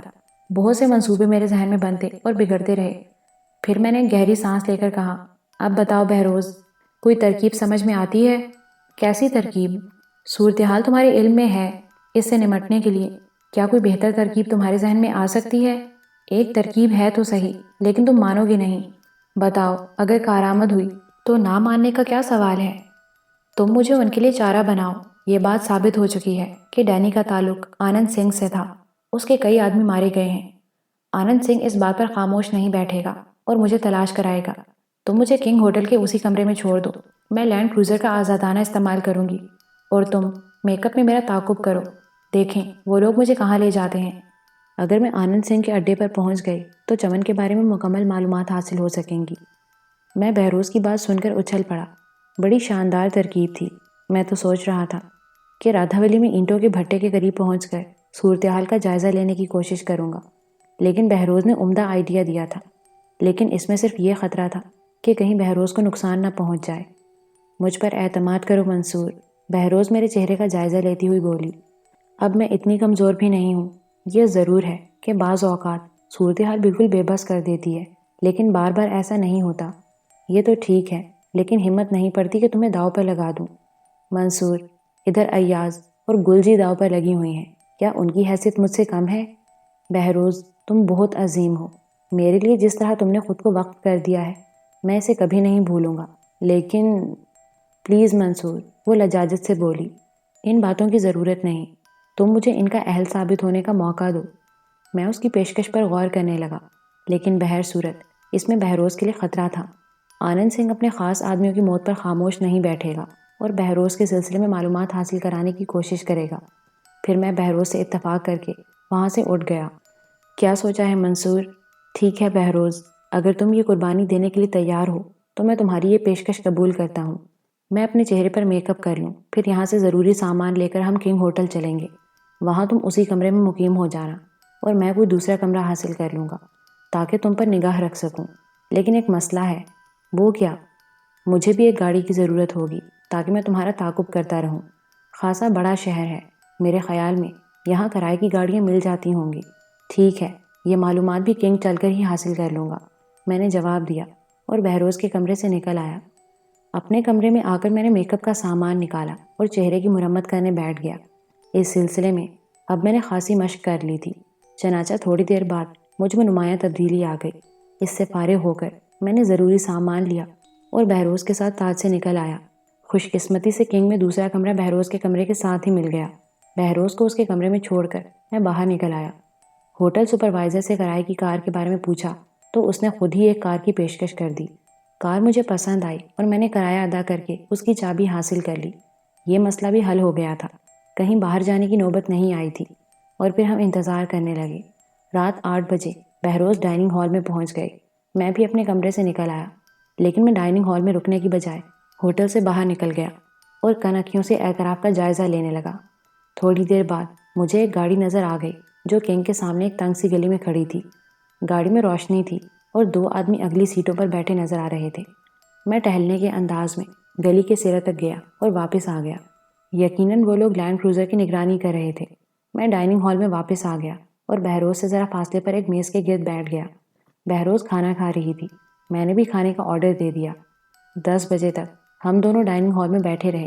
پھر بہروز کے اٹھنے کے بعد میں بھی اٹھ گیا۔ ڈائننگ ہال میں کوئی نہیں تھا اور راہداری بھی خالی پڑی تھی، چنانچہ میں بہروز کے کمرے میں داخل ہو گیا۔ کیا صورتحال ہے؟ اس نے پوچھا۔ گاڑی کی نگرانی ہو رہی ہے، 2 آدمی نگاہ میں آئے ہیں۔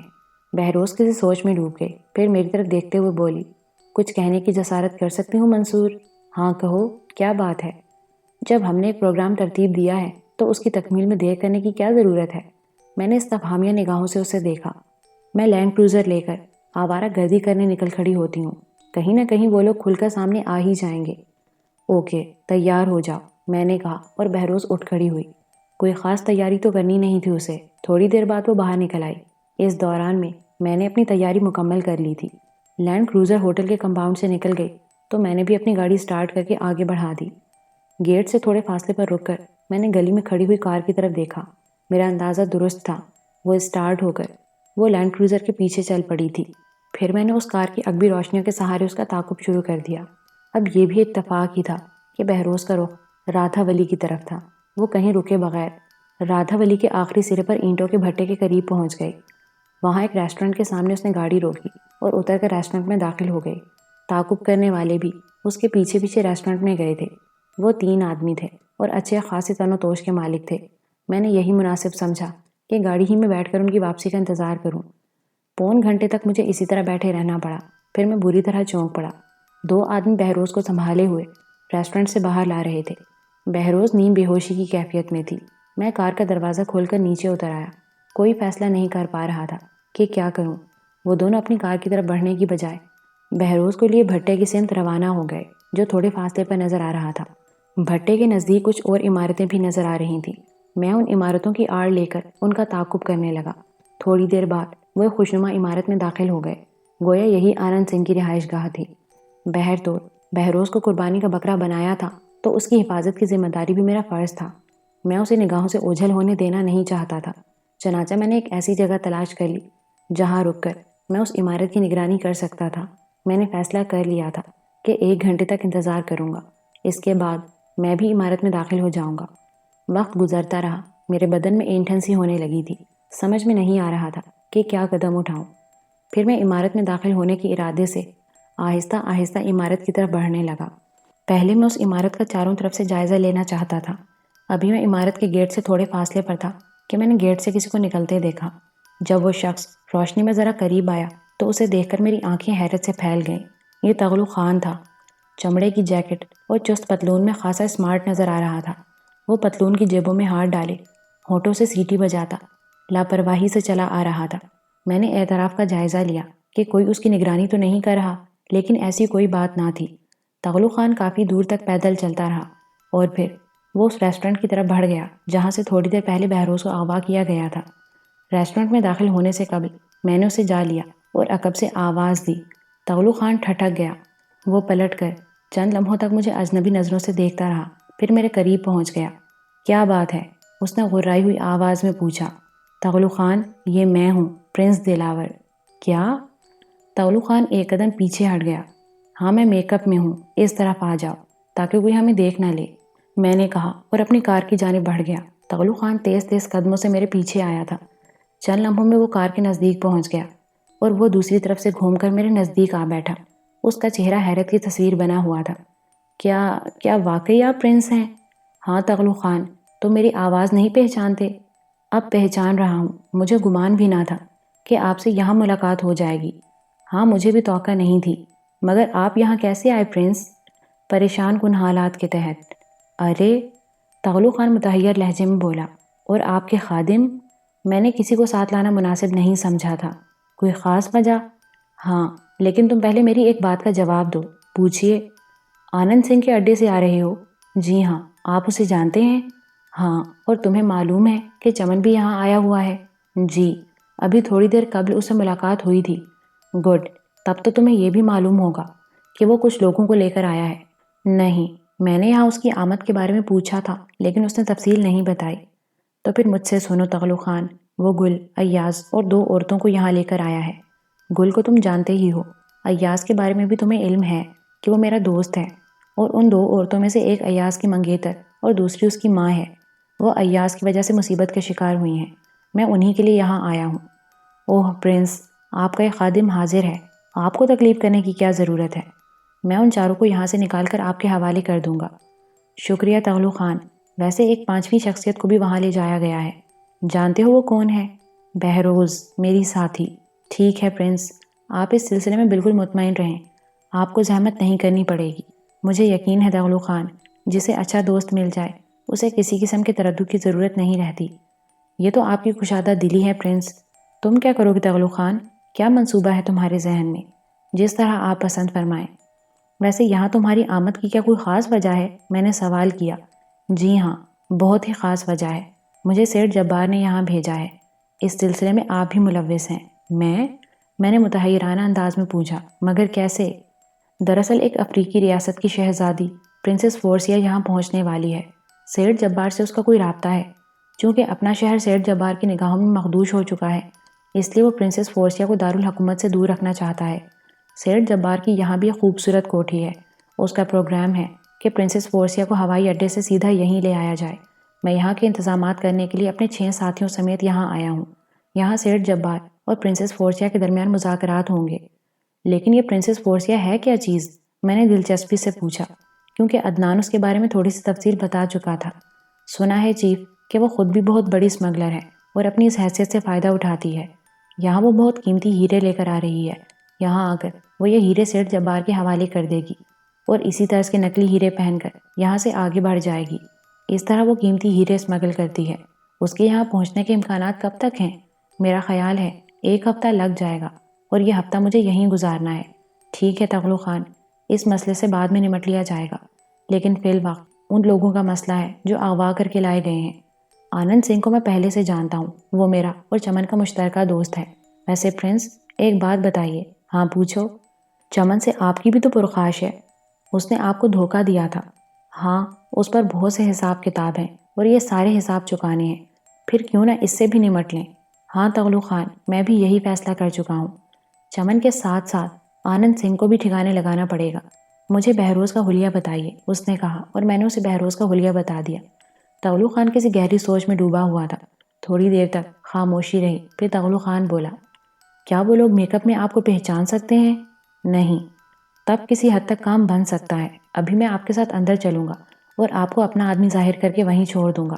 یہ آپ کا کام ہوگا کہ رات کے کسی حصے میں آنند سنگھ کو ٹھکانے لگا کر بہروز کو یہاں سے نکال لیں۔ آپ کا قیام کہاں ہے پرنس؟ ہوٹل تاج میں، وہ لینڈ کروزر کھڑی ہے۔ بہروز اسے یہاں لائی ہے۔ وہ لوگ لینڈ کروزر پہچانتے ہیں، تب پھر یہ آپ کے لیے خطرناک ہے۔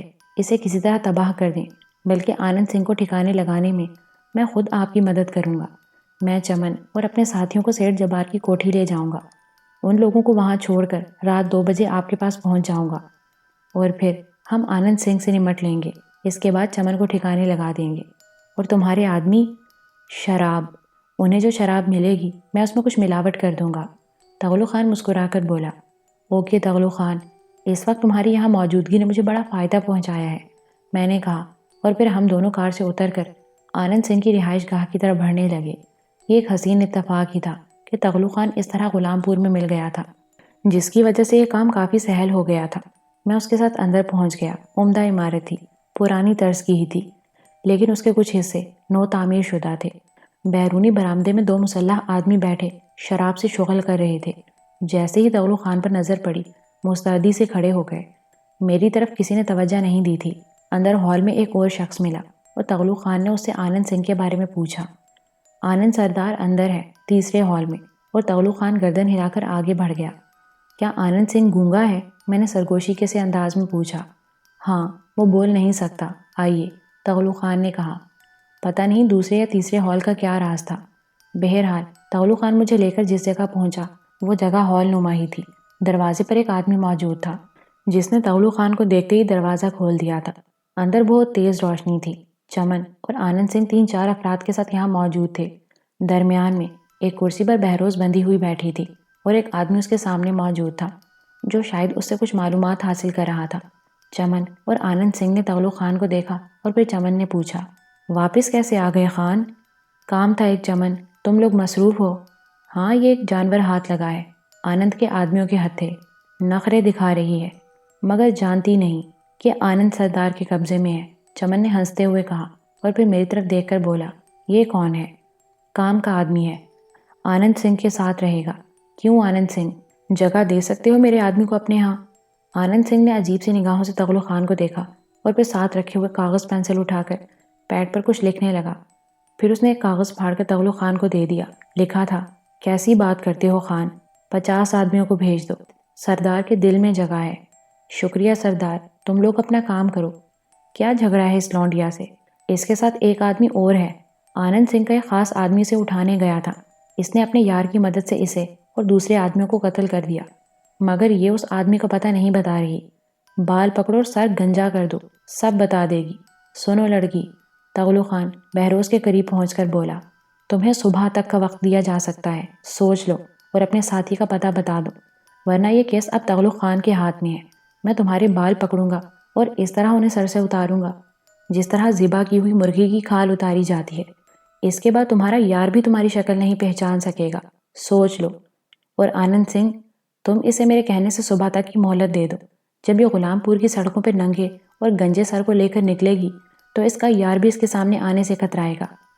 اٹھو یار، کیا میلہ لگائے بیٹھے ہو؟ آنند سنگھ مسکرایا تھا اور اس نے گردن ہلائی اور اٹھ گیا۔ دوسرے لوگ بھی وہاں سے اٹھ گئے تھے۔ تغلق خان نے بڑی خوبی سے سچویشن سنبھال لی تھی، ورنہ اس وقت صورتحال بگڑ جاتی۔ اگر میرے سامنے بہروز کے ساتھ کوئی نازیبہ حرکت کی جاتی تو میں کسی قیمت پر برداشت نہ کر سکتا اور اسی جگہ خون خرابہ ہو جاتا، اس کے نتائج خواہ کچھ بھی ہوتے۔ بہرحال بہروز کو اسی جگہ اور اسی حال میں چھوڑ دیا گیا اور وہ ہمارے ساتھ باہر نکل آئے۔ ہاں تغلق خان، کیا کام تھا مجھ سے؟ چمن نے پوچھا۔ مجھے تو یہاں تمہارے آنے کی اطلاع بھی نہیں تھی، دارالحکومت سے مجھے باس کا پیغام ملا ہے۔ اوہ کیا؟ چمن نے پوچھا۔ تم اپنے ساتھ کچھ لوگوں کو لائے ہو جن میں شاید 3 عورتیں اور ایک مرد ہے۔ کہاں ہیں وہ لوگ؟ یہیں آنند سنگھ کے اڈے پر ہی رکھا ہے انہیں۔ لیکن باس اس سلسلے میں اب کیا چاہتے ہیں؟ چمن نے پوچھا۔ انہیں یہاں سے منتقل کر دو برائنز وے میں، وہ ان کے لیے بہترین جگہ ہے۔ تمہیں میرے ساتھ پرنسس فورسیا کے سلسلے میں مصروف ہونا ہے، کیونکہ باس کو شبہ ہے کہ پرنس دلاور کے آدمی پرنسس فورسیا کی تلاش میں سرگردہ ہیں، اور اس سلسلے میں باس کو یہ شبہ بھی ہے کہ انہیں کسی طرح اس کے غلام پور آنے کی بھنک مل گئی ہے، اور اب یہ بھنک کس طرح ملی اس کا مجھے علم نہیں۔ اوہ، یہ پرنس دلاور تو خطرناک ترین بنتا جا رہا ہے ہم سب کے لیے۔ یار تغلق خان، کیا اس شخص کو ٹھکانے لگانے کا کوئی معقول بندوبست نہیں ہو سکا آج تک؟ کیا کہا جا سکتا ہے؟ میں نے خود باس کو یہ پیشکش کی تھی کہ مجھے پرنس دلاور کے لیے مخصوص کر دیا جائے، لیکن اس نے بڑے ہتک آمیز الفاظ کہے تھے میرے لیے۔ تم جانتے ہو چمن کہ میں اس قسم کے الفاظ برداشت نہیں کرتا، لیکن مجھے محسوس ہو رہا ہے کہ میں بوڑھا ہوتا جا رہا ہوں۔ وہ جوش اور ولولہ نہیں رہا ہے میرے اندر جو کبھی تھا۔ ایسے الفاظ سن کر میں اپنے آپ پر قابو نہیں رکھ سکتا تھا، لیکن میرے یار، تم نے مجھے چوہا بنا دیا ہے۔ ارے نہیں تغلق خان، سیٹھ جبار جیسا باس ملنا بھی تو مشکل ہے۔ تم جانتے ہو اس کی طبیعت کو، تم سے کچھ بھی کہے گا، لیکن اگر تمہارا بال بیکا بھی ہوا تو تمہارے لیے جان لڑا دے گا، اور اس سے زیادہ محفوظ باس اور کوئی نہیں ہو سکتا۔ ہاں، لیکن میں اپنی حفاظت کرنا خود جانتا ہوں، اور تم دیکھ چکے ہو کہ آج تک یہی کرتا آیا ہوں۔ بہرطور باس مجھ سے کہنے لگا کہ وہ مجھے کھونا نہیں چاہتا، اسے اب کارآمد لوگوں کی شدید ضرورت ہے۔ میں نے اس سلسلے میں اس سے تفصیل معلوم کی تو کہنے لگا کہ پرنس دلاور اس کی توقع سے کہیں زیادہ چالاک آدمی ہے۔ اس نے یہ بھی کہا کہ وہ نہیں جانتا کہ اس نے کن لوگوں کے ساتھ مل کر یہ جال پھیلائے ہیں، لیکن جو لوگ اس کے لیے کام کر رہے ہیں وہ معیاری قسم کے جرائم پیشہ لوگ ہیں، اور جو پلاننگ بھی کرتے ہیں وہ معمولی نہیں ہوتی۔ اس لیے پرنس دلاور کے معاملے کو ابھی اس حد تک نہیں چھوا جائے گا کہ اسے قتل کرنے کی بات سوچی جائے۔ چمن، کیا تمہارے خیال میں یہ الفاظ تغلق خان جیسے آدمی کے لیے موزوں ہیں؟ نہیں، ہرگز نہیں۔ جانتا ہوں تغلق خان کہ جس کام کے پیچھے تم لگ جاتے ہو اسے مکمل کر کے ہی چھوڑتے ہو، اور تمہارا کسی کے پھندے میں آنا بہت مشکل کام ہے، اور اس کے باوجود باس یہی کہتا ہے۔ بہرطور یہ اس کا اپنا ذاتی معاملہ تھا۔ میں نے اسے دبے الفاظ میں کہہ دیا کہ باس، تغلق خان کے سپرد جو کام کیا جائے پورے طور سے سوچ سمجھ کر کیا جائے، اور جب کر دیا جائے تو اس کے بارے میں یہ سوچا جائے کہ وہ کام تو اب ہونا ہی ہے، نہ ہو سکا تو صرف اس وقت نہ ہو سکے گا جب تغلق خان کی لاش باس کے سامنے پہنچ جائے۔ بہرطور چھوڑو ان باتوں کو، تم یوں کرو کہ فوری طور پر ان لوگوں کو میرے ساتھ لے کر چل پڑو۔ برائنزوے کی کوٹھی یہاں سے بدرجہ بہتر ہے، وہاں میرے آدمی بھی موجود ہیں جو ان کی نگرانی کریں گے، اور تم آزادی کے ساتھ کام کر سکو گے۔ ٹھیک ہے، اگر باس کا یہ حکم ہے تو مجھے کیا اعتراض ہو سکتا ہے، لیکن پرنسس فورسیا کے سلسلے میں کیا کرنا ہے؟ کچھ اور لوگوں کو طلب کیا ہے میں نے جو یہاں پہنچنے والے ہیں۔ ہمیں پرنسس فورسیا کے لیے کسی موزوں قیام گاہ کا انتظام کرنا ہے، اور تم اس رہائش گاہ کے انچارج کی حیثیت سے وہاں کے معاملات کنٹرول کرو گے، کیونکہ باس یہ بھی نہیں چاہتا کہ پرنسس فورسیا کو یہاں آ کر اس بات کا احساس ہو کہ وہ کچھ خطرناک حالات کا شکار ہے۔ ہم باہر سے آنے والے مہمانوں کو یہ تاثر نہیں دینا چاہتے کہ ہمارا مد مقابل یہاں کوئی اور بھی ہے۔ بالکل ٹھیک، ظاہر ہے اس سے باس کی ساکھ متاثر ہوتی ہے۔ بس جلدی کرو، آنند سنگھ کا شکریہ ادا کرو کہ اس نے اتنے دن تک تمہارے ساتھ بہترین تعاون کیا۔ ویسے تمہارا کیا خیال ہے چمن؟ کیا یہ آنند سنگھ بھی باس کے لیے کام کرتا ہے؟ تمہیں نہیں علم تغلو خان؟ نہیں، مجھے اس سلسلے میں کچھ نہیں معلوم۔ ہاں، یہ غلام پور میں باس کے مفادات کا نگران ہے۔ دراصل غلام پور کی ایک سرحد تھوڑی سی دور جانے کے بعد ایک پڑوسی ملک سے مل جاتی ہے۔ اس سرحد کے ذریعے کچھ مال آتا ہے۔ آنند سنگھ چونکہ مذہباً ہم سے جدا ہے، اس لیے اس ملک میں اسے کچھ مراعات حاصل ہیں اور اس کے آدمی بآسانی ادھر سے ادھر کام کر سکتے ہیں۔ باس نے آنند سنگھ کا انتخاب اسی لیے کیا ہے۔ آنند سنگھ اس علاقے کا بے تاج حکمران ہے۔ اس کے نام پر کچھ بھی کر لیا جائے، کوئی پوچھ گچھ ہی نہیں ہوتی۔ گڈ، کتنے آدمی ہیں اس کے پاس؟ لاتعداد، لیکن وہ محتاط انداز میں کام کرنے کا عادی ہے کیونکہ اس پر غیر ملکی جاسوس ہونے کا شبہ بھی کیا جا سکتا ہے۔ اچھا چلو ٹھیک ہے، آنند سنگھ کام کا آدمی ہے۔ بہرحال اب تم ان لوگوں کو ساتھ لو اور میرے ساتھ چلو۔ بس ایک منٹ، ذرا آنند سنگھ سے بات کر لوں، چمن نے کہا۔ آنند سنگھ قریب ہی موجود تھا اور تغلو خان کی باتیں سن رہا تھا۔ وہ گردن ہلانے لگا اور پھر اس نے اپنے ہاتھ میں پکڑے ہوئے رائٹنگ پیڈ پر کچھ لکھ کر چمن کی طرف بڑھا دیا۔ چمن نے اسے پڑھا اور بولا، شکریہ آنند سنگھ، کوئی بات نہیں ہے۔ بہرطور ہم تمہاری مملکت میں ہیں اور تمہارے بغیر کچھ بھی نہیں کر سکتے۔ آنند سنگھ ہنسنے لگا تھا۔ اچھا تو پھر مجھے اجازت دو آنند سنگھ، میں تغلو خان کے ساتھ چلتا ہوں۔ اور ہاں تغلو خان، تم اپنے اس آدمی کو یہاں کیوں چھوڑ رہے ہو؟ تاکہ آنند سنگھ سے رابطہ قائم رہے، یہ بھی سیٹھ جبار کا حکم ہے۔ اوکے اوکے، اچھا پھر ایک منٹ رک جاؤ، میں اپنے قیدیوں کو نکال لاتا ہوں، چمن نے کہا اور آنند سنگھ کے ایک آدمی کو اشارہ کر کے آگے بڑھ گیا۔ تغلو خان آنند سنگھ سے کچھ گفتگو کرنے لگا تھا۔ تھوڑی ہی دیر کے بعد گل، ایاز، شمو اور اس کی ماں چمن کے ساتھ باہر آ گئے۔ ان کے ہاتھ پشت پر بندھے ہوئے تھے اور وہ کافی مزہمل اور تھکے تھکے نظر آ رہے تھے۔ ایاز کی کیفیت کھوئی کھوئی سی تھی۔ اسے دیکھ کر میرا دل بے اختیار رو پڑا تھا۔ بہت لاغر ہو گیا تھا، بال بکھرے ہوئے تھے، داڑھی بڑھی ہوئی تھی، لباس پھٹا ہوا تھا۔ جس کیفیت میں وہ آیا تھا اسے دیکھ کر میرا دل چاہا کہ یہاں قتل عام شروع کر دوں، چمن کے چیتھڑے اڑا دوں، لیکن میں نے خود کو باز رکھا۔ یہ جذباتی کیفیت ہمیشہ مجھے تکلیف کا شکار بناتی رہی ہیں۔ مجھے خود پر کنٹرول رکھنا چاہیے، چنانچہ میں نے خود کو قابو میں رکھا۔ اچھا گل شیر خان، تم آنند سنگھ کے ساتھ آرام کرو، میں تمہیں کل دن میں کچھ ہدایات دوں گا اور اس کے بعد تمہارا یہاں کام شروع ہو جائے گا۔ اب میں چلتا ہوں۔ آنند سنگھ، میرے آدمی کا خیال رکھا جائے۔ آنند سنگھ نے گردن خم کر دی تھی۔ تغلو خان اور چمن ان لوگوں کے ساتھ باہر نکل گئے تھے۔ ان میں سے کسی کو شبہ بھی نہیں ہو سکا تھا کہ میں ان کے سامنے کھڑا ہوں۔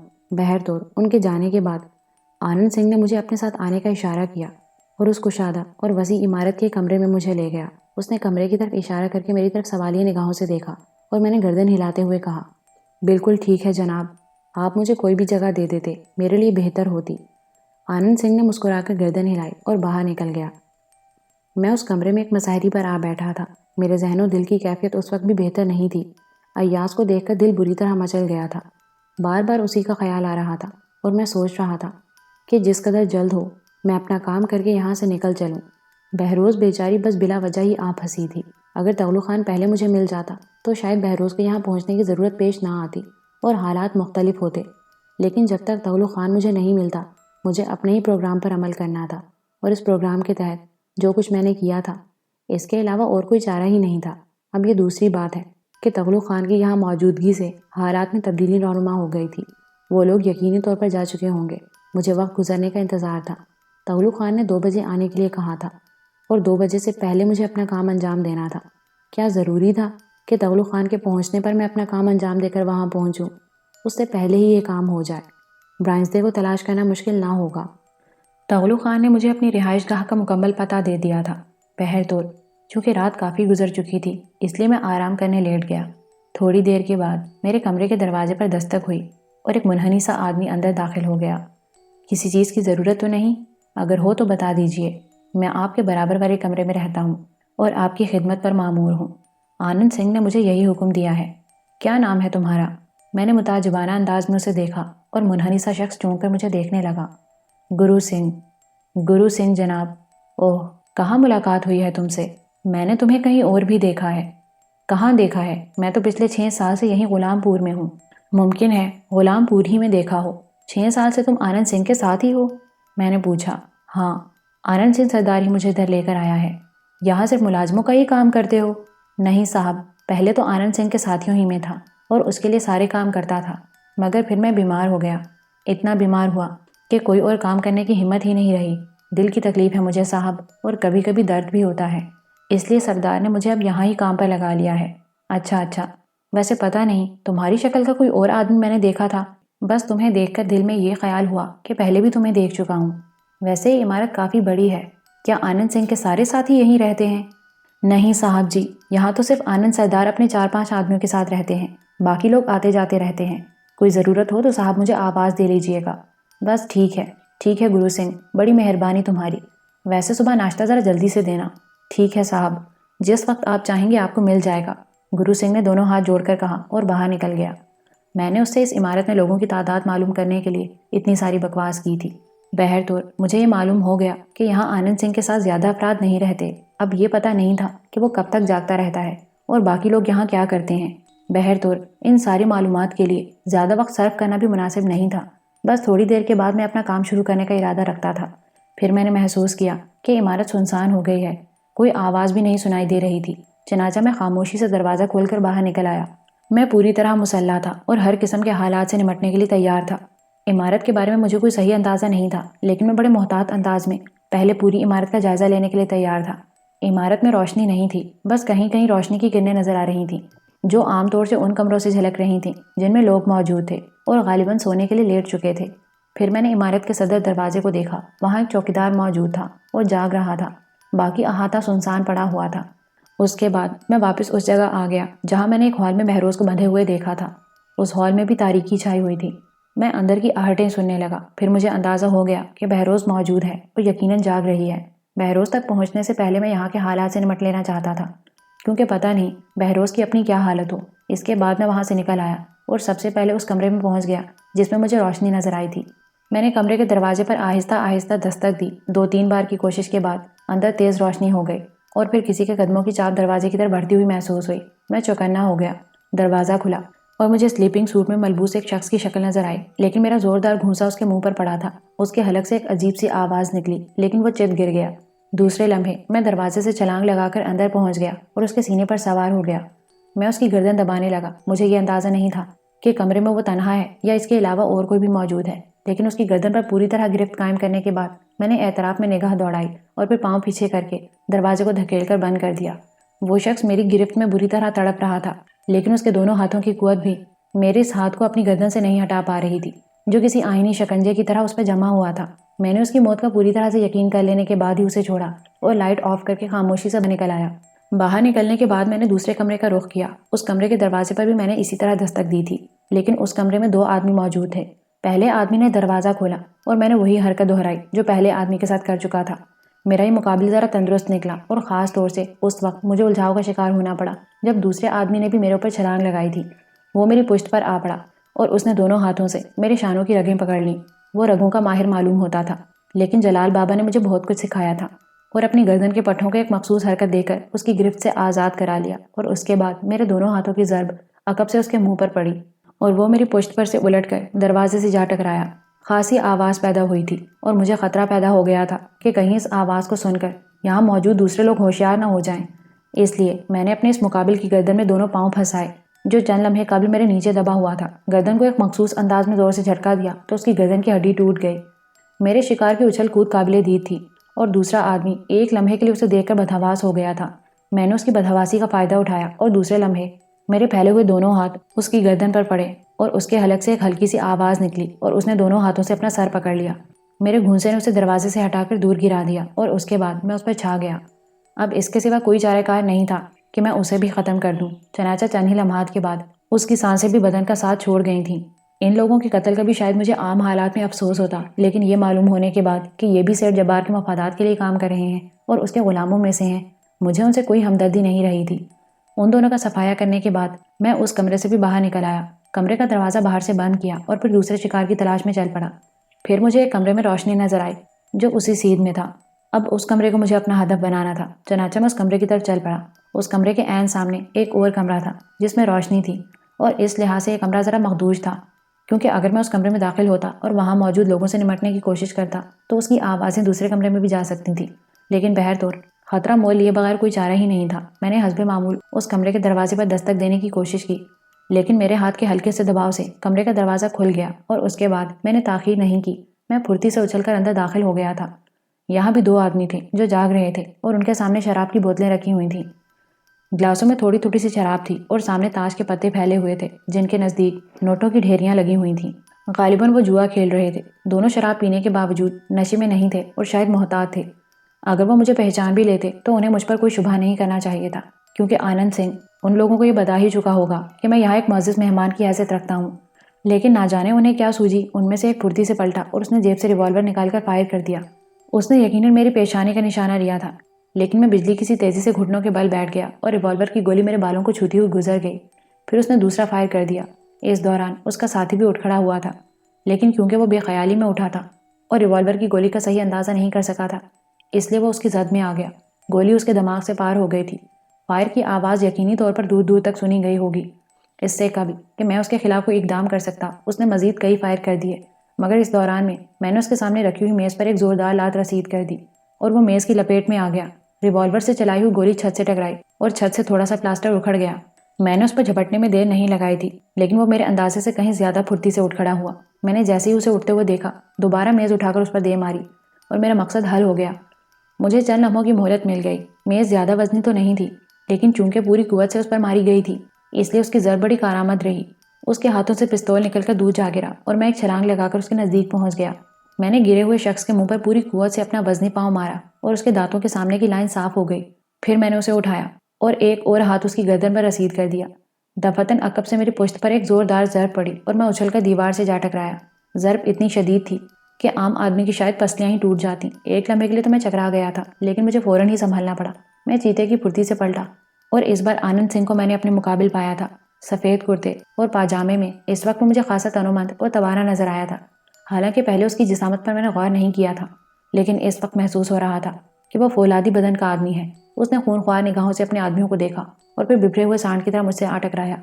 اس نے مجھے دیوار سے ہٹنے نہیں دیا تھا اور بری طرح دیوار سے چپکا کر رگڑ رہا تھا۔ پھر اس نے اپنے ایک ہاتھ سے میری پسلیوں کے نیچے گھونسا رسید کرنا چاہا، مگر میں اس کی گرفت سے پھسل گیا اور اس کا گھونسا ہتھوڑے کی طرح دیوار سے ٹکرایا۔ یہ چوٹ اچھے بھلے مضبوط آدمی کا ہاتھ بیکار کر دینے کے لیے کافی تھی۔ اس نے ایک ہلکی سی غراہٹ کے ساتھ پہلے سے زیادہ مشتعل ہو کر میرے منہ پر گھونسا رسید کرنے کی کوشش کی، لیکن اس مرتبہ بھی میں جھکائی دے گیا۔ اچانک وہ پیچھے ہٹا اور میں اس نئے حملے پر غور بھی نہیں کر سکا تھا۔ مجھے تو اس وقت اندازہ ہوا جب اس کی دونوں لاتیں فضا میں بلند ہو کر میرے سینے سے ٹکرائیں۔ میں سنبھل نہ سکا اور بری طرح دیوار سے جا ٹکرایا تھا، اور ایک لمحے کے لیے تو میری آنکھوں کے سامنے اندھیرا چھا گیا۔ سینے میں ناقابل برداشت تکلیف ہونے لگی تھی، لیکن دوسرے لمحے میں سنبھل گیا۔ وہ ایک بار پھر اچھلا اور اس نے مجھے دیوار کے ساتھ پیس ڈالنے کی کوشش کی، لیکن اس مرتبہ اس کی گردن پر میں نے ایک ہاتھ رسید کر دیا اور اس کے حلق سے کریح آواز نکلی۔ وہ ایک لمحے کے لیے لڑکھڑایا، پھر سنبھل گیا۔ بے حد مضبوط آدمی تھا اور میں نے اتنے مضبوط لوگ کم ہی دیکھے تھے۔ مجھے اندازہ ہو گیا تھا کہ اب تک میں نے جتنے لوگوں کو قتل کیا ہے وہ اس کے گرگے تھے اور یقینی طور پر معمولی سے لوگ تھے۔ اس وقت میرے سامنے ایک ایسا آدمی موجود ہے جس سے جنگ کرنا یقینی طور پر ایک مشکل کام ہے، لیکن حالات نے مجھے مشکلات سے نمٹنے کے بہت سے گر سکھا دیے تھے۔ مار اس لیے کھا گیا تھا کہ ابھی تک مقابل کی جسمانی صحت کا صحیح اندازہ نہیں کر پایا تھا۔ وہ پھر مجھ پر جھپٹا اور اس نے گھوم کر میرے ناک کے نیچے ضرب لگانے کی کوشش کی، لیکن اب صورتحال بدل گئی تھی۔ مقابل کا اندازہ ہو چکا تھا، چنانچہ میرا کھڑا ہاتھ اس کی ٹانگ پر پڑا اور وہ ایک تیز آواز کے ساتھ دوہرا ہو گیا۔ میں نے پلٹ کر اس کی پنڈلی پر ایک اور ہاتھ مارا اور اس ہاتھ نے یقیناً اسے چھٹی کا دودھ یاد دلا دیا ہوگا۔ وہ بری طرح لڑکھڑا کر نیچے گرا اور میں نے ایک لمحے میں اچھل کر اس کی پنڈلی کے اسی حصے پر ایک ضرب لگا دی۔ یقینی طور پر یہ ضرب بڑی کارآمد تھی۔ وہ دوبارہ فرش پر گرا تو اٹھ نہیں سکا۔ اس دوران میں نے اس کی کنپٹی پر ایک ٹھوکر بھی رسید کر دی تھی۔ اس ٹھوکر سے وہ بلبلاتا ہوا اٹھا، لیکن اس کی ٹانگ میں لڑکھڑاہٹ تھی۔ اس کے حلق سے اب جو آوازیں نکل رہی تھیں وہ درندوں کی قراہٹ سے مشابہ تھیں۔ وہ گونگا تھا، اس لیے بول نہیں سکتا تھا۔ اس کا چہرہ لہو لہان ہو رہا تھا اور میں نے اس کے اٹھتے ہی سر کے درمیانی حصے میں ایک چاپ لگائی اور وہ گھٹنوں کے بل گھوم گیا۔ ایک لمحے کے لیے اس کا سر ادھر ادھر کو ڈولا، لیکن دوسرے لمحے وہ اچھل کر ایک بار پھر مجھ پر حملہ آور ہو گیا۔ میں نے اس کے چہرے پر اتنی طاقت سے گھونسا رسید کیا کہ اس کی ناک کی ہڈی ہی ٹوٹ گئی ہوگی۔ اس کے چہرے پر خون کی تہیں اور گہری ہو گئی تھیں۔ اب وہ بری طرح بلبلا رہا تھا، اس کی مٹھیاں بھینچی ہوئی تھیں اور اس حالت میں بھی وہ اتنا غضبناک نظر آ رہا تھا کہ اگر میں اس کے سامنے ایک لمحے کے لیے بھی کمزور پڑتا تو وہ مجھے پیس کر رکھ دیتا۔ اس سے قبل کہ اس کے اور ساتھی یہاں پہنچے مجھے کوئی ایسا اقدام اٹھا لینا چاہیے جو اس شخص کے لیے آخری ہو، میں نے سوچا، اور پھر میں نے یہی کیا۔ میری 2 انگلیاں ایک مخصوص انداز میں آگے بڑھیں اور اس کی آنکھوں کے پپوٹوں پر پڑیں۔ خون کی ایک موٹی تہہ میری انگلیوں کو بھگوتی ہوئی کلائی تک بہنے لگی۔ وہ بری طرح آنکھوں پر ہاتھ رکھ کر چیخنے لگا، پھر اس کے گھٹنے زمین پر جا ٹکے۔ وہ مچھلی کی طرح تڑپ رہا تھا۔ میں نے اسے اس اذیت سے نجات دلانے کے لیے ایک بھرپور ٹھوکر اس کے دل کے مقام پر رسید کی۔ وہ الٹ گیا اور اس کے ہاتھ تشنجی انداز میں پھیل گئے۔ اب میں غیر محتاط نہیں تھا۔ جھپٹ کر میں نے پستول اٹھائے اور دروازے کی جانب رخ کر کے کھڑا ہو گیا۔ میں اس کے اور ساتھیوں کی آمد کا منتظر تھا، لیکن 1 منٹ گزر گیا، پھر 2 منٹ، اور مجھے کوئی آہٹ نہیں سنائی دی۔ آنند سنگھ کا تڑپتا ہوا بدن اب سرد ہوتا جا رہا تھا، اس کے منہ سے بری طرح خون بہہ رہا تھا۔ غالباً یہ میری اس ٹھوکر کا کمال تھا جو اس کے دل پر پڑی تھی۔ یقینی طور پر اس کا دل پھٹ گیا تھا۔ میں نے محتاط انداز میں راہداری میں جھانکا۔ راہداری سنسان پڑی تھی، البتہ اس کمرے کے عین سامنے والے کمرے کا دروازہ کھلا ہوا تھا۔ غالباً آنند سنگھ اسی کمرے میں تھا۔ میں نے احتیاطاً اس کمرے میں داخل ہو کر اندر کا جائزہ لیا۔ پورا کمرہ خالی تھا۔ پھر راہداری میں آ گیا اور ایک سمت بڑھنے لگا۔ میں اندازہ لگانا چاہتا تھا کہ یہاں کچھ اور لوگ بھی موجود ہیں یا نہیں۔ میں بہروز کو آزاد کرانے سے پہلے ان لوگوں کا مکمل صفایا کر دینا چاہتا تھا، لیکن چند ہی منٹ میں مجھے اندازہ ہو گیا کہ یہاں ان 5 کے علاوہ اور کوئی نہیں تھا۔ میں مطمئن انداز میں وہاں سے واپس آیا اور دوڑتا ہوا اس کمرے کی طرف چل پڑا جہاں بہروز کو باندھا گیا تھا۔ بہروز اسی طرح کرسی سے بندھی بیٹھی تھی۔ اس کے بال پیشانی پر بکھرے ہوئے تھے اور چہرے پر زردی چھائی ہوئی تھی۔ اس نے اجنبی نگاہوں سے مجھے دیکھا۔ اس کے قریب پہنچ کر میں نے اس کے چہرے پر بکھرے بال سمیٹے اور اس نے جھٹکے سے گردن پیچھے کر لی۔ میں اس کی پشت پر پہنچ گیا اور پھر میں نے اس کے ہاتھوں کی رسیاں کھول دیں۔ بہروز اچھل کر کھڑی ہو گئی تھی۔ اس کی آنکھوں میں خونخوار کیفیت تھی۔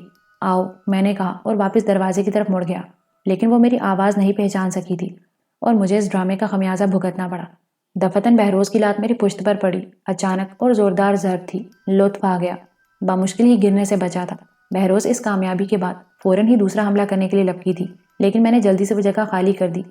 اس کے ساتھ ہی وار کی ناکامی کے بعد میں نے اسے گرنے سے بھی بچایا تھا۔ بس بس محترمہ بس، میری ریڑھ کی ہڈی توڑنے کے بعد بھی آپ کو صبر نہیں آیا، میں نے ہنستے ہوئے کہا۔ منصور، وہ حیرت زدہ لہجے میں بولی۔ جی، تشریف لائیے۔ میں کمر پر ہاتھ رکھے کراہتا وہ آگے بڑھ گیا۔ بہروز بھی میرے پیچھے لپکی تھی۔ آئی ایم سوری منصور، مجھے افسوس ہے، زیادہ تکلیف ہے کیا؟ لیکن مجھے کیا معلوم تھا؟ اس کی آواز روحانسی ہو گئی تھی اور میں ہنس پڑا۔ اس کے بعد آپ مسٹر بہروز بننے کی کوشش نہیں کریں گی، آپ جلدی سے آ جائیے۔ میں بیرونی دروازے کی طرف بڑھ گیا۔ یہ سب لوگ کہاں چلے گئے؟ بہروز نے چاروں طرف دیکھتے ہوئے کہا۔ عدم آباد۔ میں اس کے ساتھ دروازے کی طرف بڑھ گیا۔ بہروز خشک ہونٹوں پر زبان پھیر رہی تھی۔ اس نے گاڑی سٹارٹ کر کے آگے بڑھا دی۔ اس وقت میں نے تاج کا رخ کیا تھا۔ یہاں ہمارے کمرے محفوظ تھے۔ تاج میں داخل ہوتے ہی میں نے میک اپ اتار دیا تھا، اس لیے کوئی بھی ہماری طرف متوجہ نہیں تھا۔ بہروز کو اس کے کمرے میں پہنچا کر میں نے کہا کہ اب تم یہاں آرام کرو، میں دوسرے اہم کام انجام دے لوں۔ کہیں جاؤ گے منصور؟ ہاں، چمن کو آخری سبق دینے۔ وہ بھی تو وہیں تھا، اور اس کے ساتھ وہ لوگ بھی تھے، میرا مطلب ہے گل اور ایاز وغیرہ۔ ہاں، وہ سب موجود ہیں۔ اگر کام توقع کے مطابق ہو جائے تو شاید کل تک ہماری واپسی بھی ہو جائے۔ اور پھر اسے خدا حافظ کہہ کر باہر نکل آیا۔ برائنزوے اسٹریٹ کی کوٹھی نمبر 8 تلاش کرنے میں کوئی دقت نہیں ہوئی۔ بڑا پرسکون اور شاندار علاقہ تھا۔ کوٹھیاں ترتیب سے بنی ہوئی تھیں اور ان پر نمبر پلیٹیں نمایاں نظر آ رہی تھیں۔ کوٹھی نمبر 8 مین روڈ سے ہٹ کر ایک دوسری ضلعی سڑک پر واقع تھی۔ چونکہ ابھی 2 بجنے میں کافی دیر باقی تھی، اس لیے مجھے یقین تھا کہ تغلو خان میرے پاس پہنچنے کے لیے نہیں نکلا ہوگا۔ اگر وہ نکل بھی گیا ہوگا تو کوئی حرج نہیں تھا، واپس یہیں آئے گا اور میں اس کا انتظار کر لوں گا۔ لیکن جب میں کوٹھی نمبر 8 کے سامنے پہنچا تو مجھے وہ گاڑی نظر آ گئی جس میں تغلو خان واپس گیا تھا اور جسے میں نے بھٹے کے قریب ہوٹل کے سامنے دیکھا تھا۔ تغلو خان نے شاید اشارے سے بتایا بھی تھا کہ وہ اس کی گاڑی ہے۔ اس کا مقصد ہے کہ تغلو خان کوٹھی میں ہی موجود ہے۔ پتہ نہیں اس نے اپنا کام کیا یا نہیں۔ میں نے گاڑی کوٹھی سے کافی دور ایک تاریک گوشے میں روک دی اور اسے لاک کر کے نیچے اتر آیا۔ کوٹھی میں داخل ہونے کے لیے گیٹ کا استعمال تو کسی طرح موزوں نہیں تھا، ویسے بھی اس میں داخل ہونے میں کوئی دقت پیش نہیں آئی اور میں گھوم کر پورچ میں آ گیا جہاں تغلو خان کی کار کھڑی ہوئی تھی۔ یہاں رک کر میں تھوڑی دیر تک دروازے کا جائزہ لیتا رہا۔ کوئی تحریک نہیں تھی۔ یوں بھی کوٹھی میں ضرورت سے زیادہ خاموشی مسلط تھی، جس سے اس بات کا اندازہ بھی لگایا جا سکتا تھا کہ ممکن ہے تغلق اپنے کام سے فارغ ہو گیا ہو۔ پھر میں اندر داخل ہونے کے لیے کوئی مناسب جگہ تلاش کر رہا تھا کہ تغلو خان مجھے نظر آیا اور میں نے کلائی پر بندھی گھڑی میں وقت دیکھا۔ کیا وہ ابھی میرے پاس جانے کا ارادہ رکھتا ہے؟ میں نے سوچا۔ میرا اندازہ کچھ درست ہی تھا کیونکہ تغلو خان سیدھا اپنی گاڑی کی جانب آ رہا تھا۔ اعتراف میں کوئی نظر نہیں آیا تھا، اس لیے میں کسی حد تک بے فکر ہو گیا تھا۔ جب وہ گاڑی کے نزدیک پہنچا تو میں گاڑی کی اوٹ سے کھڑا ہو گیا۔ تغلو خان کا ہاتھ ایک دم سے پستول کے دستے پر جا پڑا تھا۔ میں ہوں تغلو خان، میں نے کہا اور اس کی آنکھیں حیرت سے پھیل گئیں۔ ارے، آپ یہاں پہنچ گئے پرنس؟ ہاں، میرا کام ہو چکا تھا، اس لیے میں نے سوچا کہ تمہیں زحمت کیوں کرنے دوں۔ کیا مطلب؟ کام ہونے سے آپ کی کیا مراد ہے؟ تغلق خان نے متعجب لہجے میں پوچھا۔ آنند سنگھ اور اس کے ساتھی میرے ہاتھوں موت کے گھاٹ اتر چکے ہیں، نہ صرف وہ بلکہ پوری عمارت بھی ملبے کا ڈھیر کر آیا ہوں۔ بہت خوب پرنس، آپ اور بہروز، میرا مطلب ہے آپ لوگوں کو کوئی چوٹ تو نہیں آئی نا؟ تغلق خان کافی حیرت زدہ تھا اور سر سے پیر تک مجھے دیکھ رہا تھا۔ نہیں، ہم بالکل ٹھیک ہیں، لیکن لینڈ کروزر بیچاری، اسے میں نہیں بچا سکا۔ میں نے اس کی حیرانگی سے لطف لیتے ہوئے مسکرا کر کہا تو وہ بھی مسکرانے لگا۔ اب انہی کی کار میں گھوم رہا ہوں۔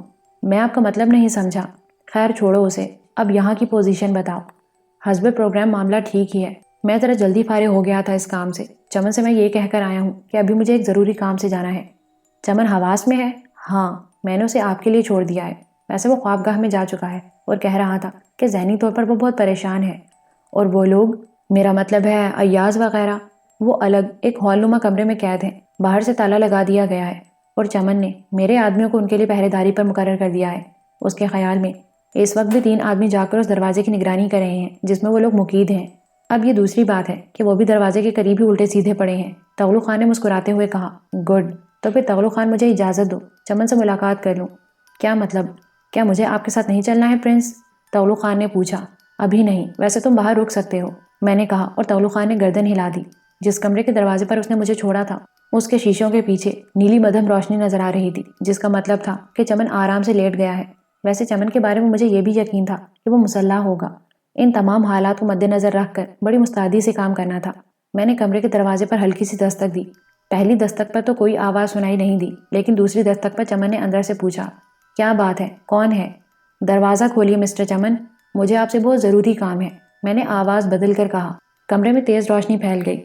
چمن دروازے کے قریب آ رہا تھا، پھر اس نے دروازہ کھول دیا۔ اندر کی بانسبت باہر قدرے تاریکی تھی، اس لیے میری صورت ایک لمحے تک صاف نظر نہیں آئی۔ میں نے اس کے سینے پر ہاتھ رکھ کر اسے دھکیلا اور اندر داخل ہو گیا۔ میرے اس انداز پر چمن کے چہرے پر مطہرانہ آثار پھیل گئے تھے۔ پھر اس نے میری صورت دیکھی اور ایسے پیچھے ہٹا جیسے اس کے بدن میں کرنٹ پھیل گیا ہو۔ اس کی آنکھیں حیرت سے کھلی تھیں اور چہرے پر شدید بدحواسی کے آثار نظر آ رہے تھے۔ بامشکل تمام اس کے منہ سے نکلا، تم اس کے حلق سے بھرائی ہوئی آواز نکلی۔ میں اس کی طرف رخ کیے 2 قدم پیچھے کی طرف ہٹا اور دروازہ اندر سے بند کر دیا، پھر مسکراتا ہوا بولا، ہاں استاد چمن، مجھے پہچانتے ہو؟ منصور، کیا واقعی یہ تم ہی ہو؟ تمہارا کیا خیال تھا؟ کیا تمہارے آدمی اتنے احمق اور بے وقوف تھے کہ انہوں نے تمہیں میرے فرار کی اطلاع بھی نہیں دی؟ مجھے معلوم ہے کہ تم انہیں ڈاج دے کر فرار ہو گئے تھے۔ ہونا ہی تھا چمن، تم سے ملاقات کرنا تو بے حد ضروری تھا۔ دراصل تم ان لوگوں میں سے ہو جنہوں نے میرا دوست بن کر مجھے دغا دیا۔ وہ جو شروع ہی سے میرے دشمن کی حیثیت سے سامنے آتے تھے، میرے لیے تکلیف دہ ضرور تھے، لیکن میں ان سے محتاط تھا۔ مجھے اعتراف ہے چمن کہ تم نے مجھے بڑی کامیابی سے ایک طویل عرصے تک بے وقوف بنایا اور اپنے جال میں پھنسائے رکھا، اور تمہاری اصلیت مجھ پر واضح ہوئی تو یقین کرو دنیا سے میرا اعتبار بری طرح مجروح ہوا۔ اور میں نے سوچا کہ کم از کم سیٹھ جبار اس سلسلے میں غلط نہیں کہتا تھا۔ طارق نے جو مجھے سبق دیے تھے ان میں وہ بلا شبہ میرا استاد تھا۔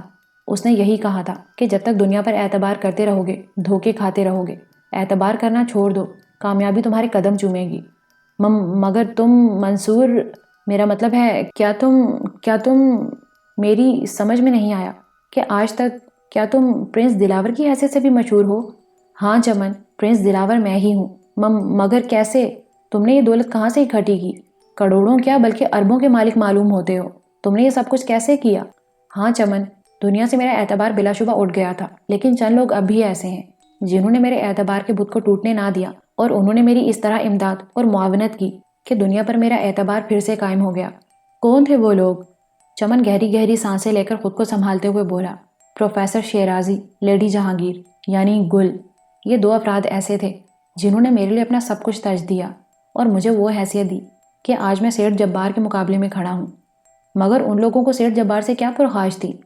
سیٹھ جبار سے نہیں، میرے دوست، انہیں اس ماحول سے پرخاش تھی جہاں سیٹھ جبار جیسے لوگ خدا کا درجہ حاصل کیے ہوئے ہیں۔ خدا ایک ہے، ایک رہے گا۔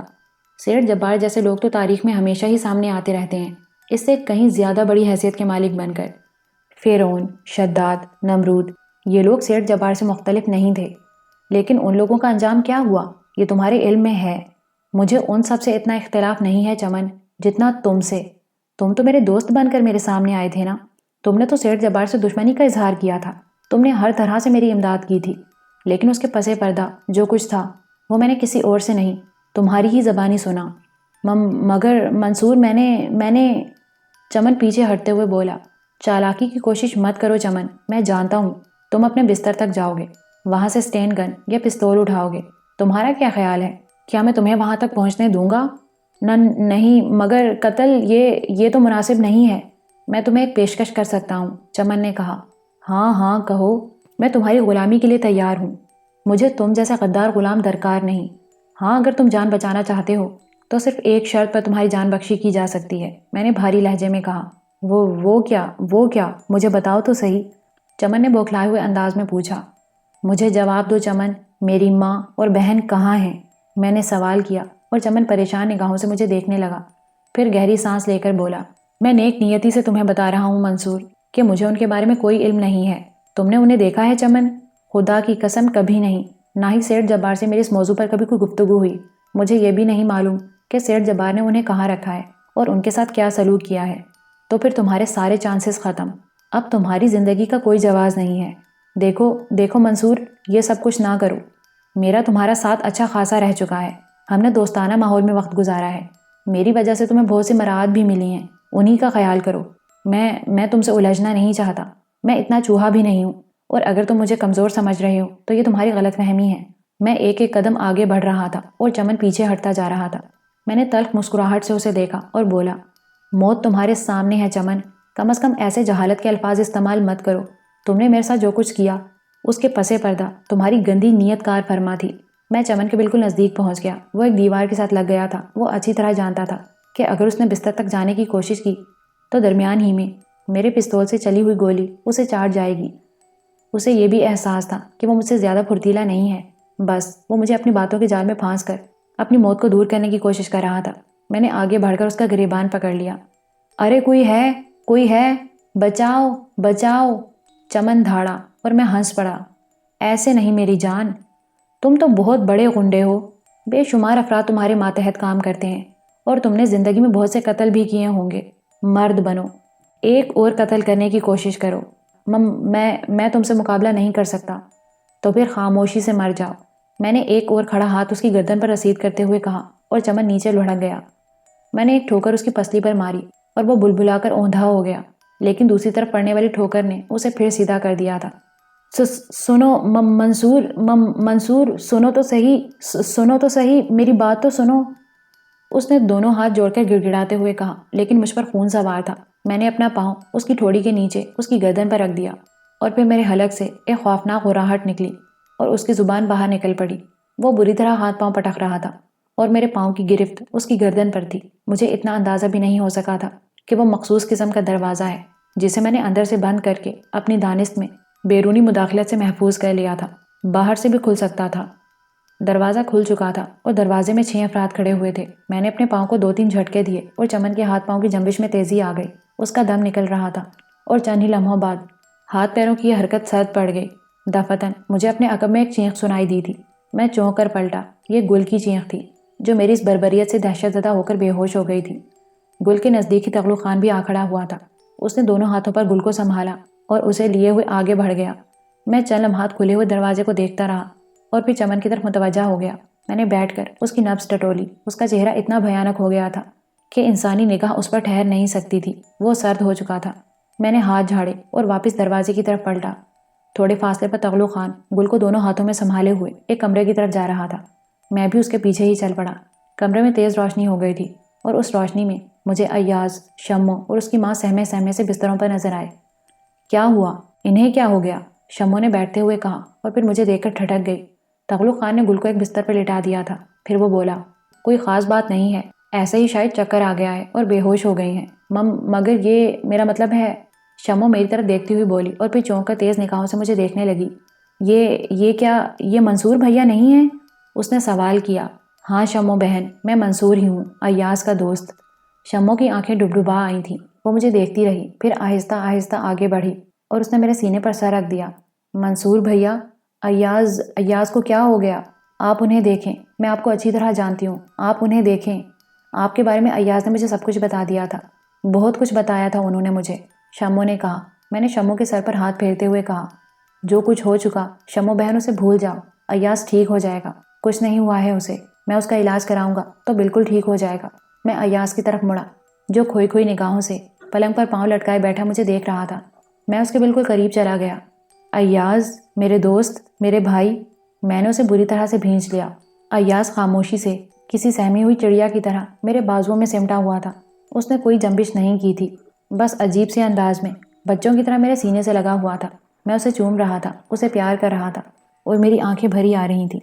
کتنے طویل عرصے کے بعد ایاز مجھے ملا تھا، میرا سب سے سچا ہمدرد، میرا سب سے سچا اور مخلص ساتھی۔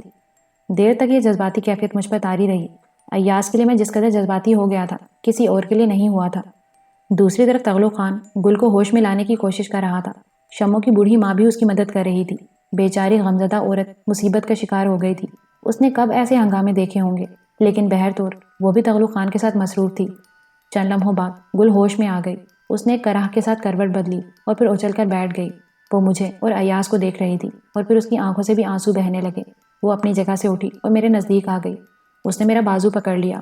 منصور، منصور، منصور، تم آ گئے، تم پہنچ گئے آخر۔ کیا ہوا؟ تم نے مار دیا اسے، قتل کر دیا نا چمن کو؟ وہ ہذیانی سے انداز میں کہہ رہی تھی۔ میں نے اس کا شانہ تھپ تھپایا۔ ہاں گل، موزی کیفر کردار کو پہنچ چکا ہے، تم اپنے آپ کو سنبھالو۔ سب ٹھیک ہے گل، سب ٹھیک ہے۔ مجھے یقین تھا منصور، مجھے یقین تھا، خدا کی قسم مجھے یقین تھا کہ تم اس کا ستیہ ناش کر دو گے۔ اس نے یہ قدم اٹھا تو لیا تھا، میں جانتی تھی کہ تم بالآخر ان حالات سے واقف ہو جاؤ گے اور اسے نہیں چھوڑو گے۔ اوہ، اوف، وہ مر گیا نا، مار ڈالا نا تم نے اسے۔ ہاں گل، خود کو سنبھالو، پلیز خود کو سنبھالو، ہمیں یہاں سے چلنا ہے۔ بہرطور گل کو کسی نہ کسی طرح خاموش کیا۔ تھوڑی دیر کے بعد تغلو خان کہنے لگا، بھائی، میرے تمام ساتھی تو سکون کی گہری نیند سو رہے ہیں، میں اس وقت آپ لوگوں کی کیا خاطر مدارات کروں؟ کافی وغیرہ چلے گی؟ یہاں اس کا انتظام ہے۔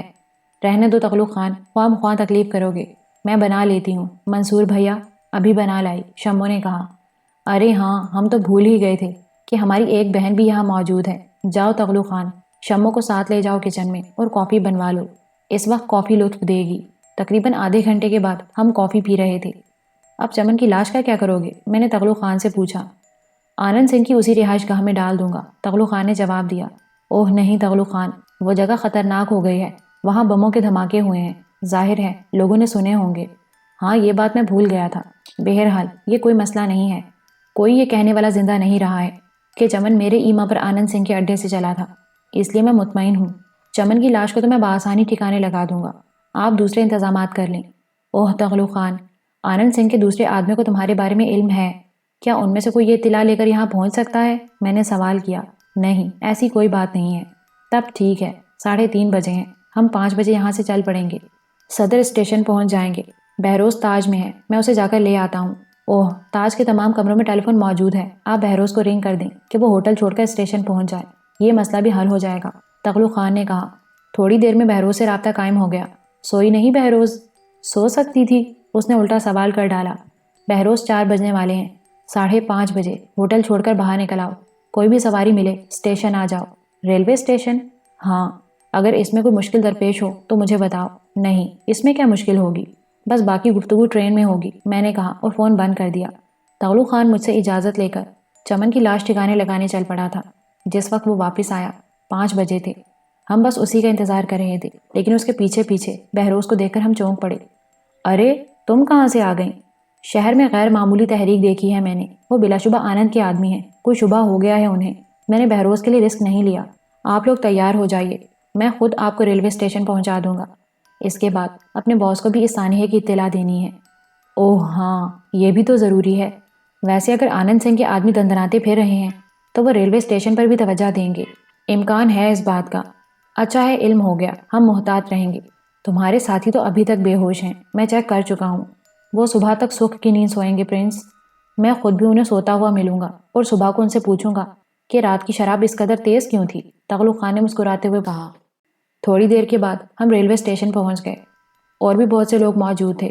تغلو خان کا یہاں دیکھا جانا مناسب نہیں تھا، اس لیے میں نے اسے واپس کر دیا۔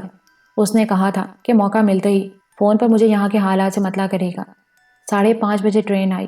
اس سے قبل میں ریلوے کے ایک افسر سے بات کر چکا تھا، اسے میں نے چھوٹی سی رقم پیش کی تو وہ میرے لیے سہولت مہیا کرنے کو تیار ہو گیا۔ اور اس نے ہمیں ایک سلیپر دے دیا۔ وہ نہایت آرام دہ تھا۔ ویسے تغلق خان کے کہنے کے مطابق ٹرین خالی تھی، لیکن آفیسر کی وجہ سے بہت سی سہولتیں مہیا ہو گئی تھیں۔ ٹرین کے سفر میں ہم محتاط رہے، لیکن سفر سکون سے کٹ گیا، اور 8:30 بجے ہم دارالحکومت کے شاندار ریلوے اسٹیشن پر اتر گئے۔ 2 ٹیکسیاں ہمیں لے کر چل پڑیں۔ 9 بجے ہم ایگل روڈ کے بنگلے میں داخل ہو رہے تھے۔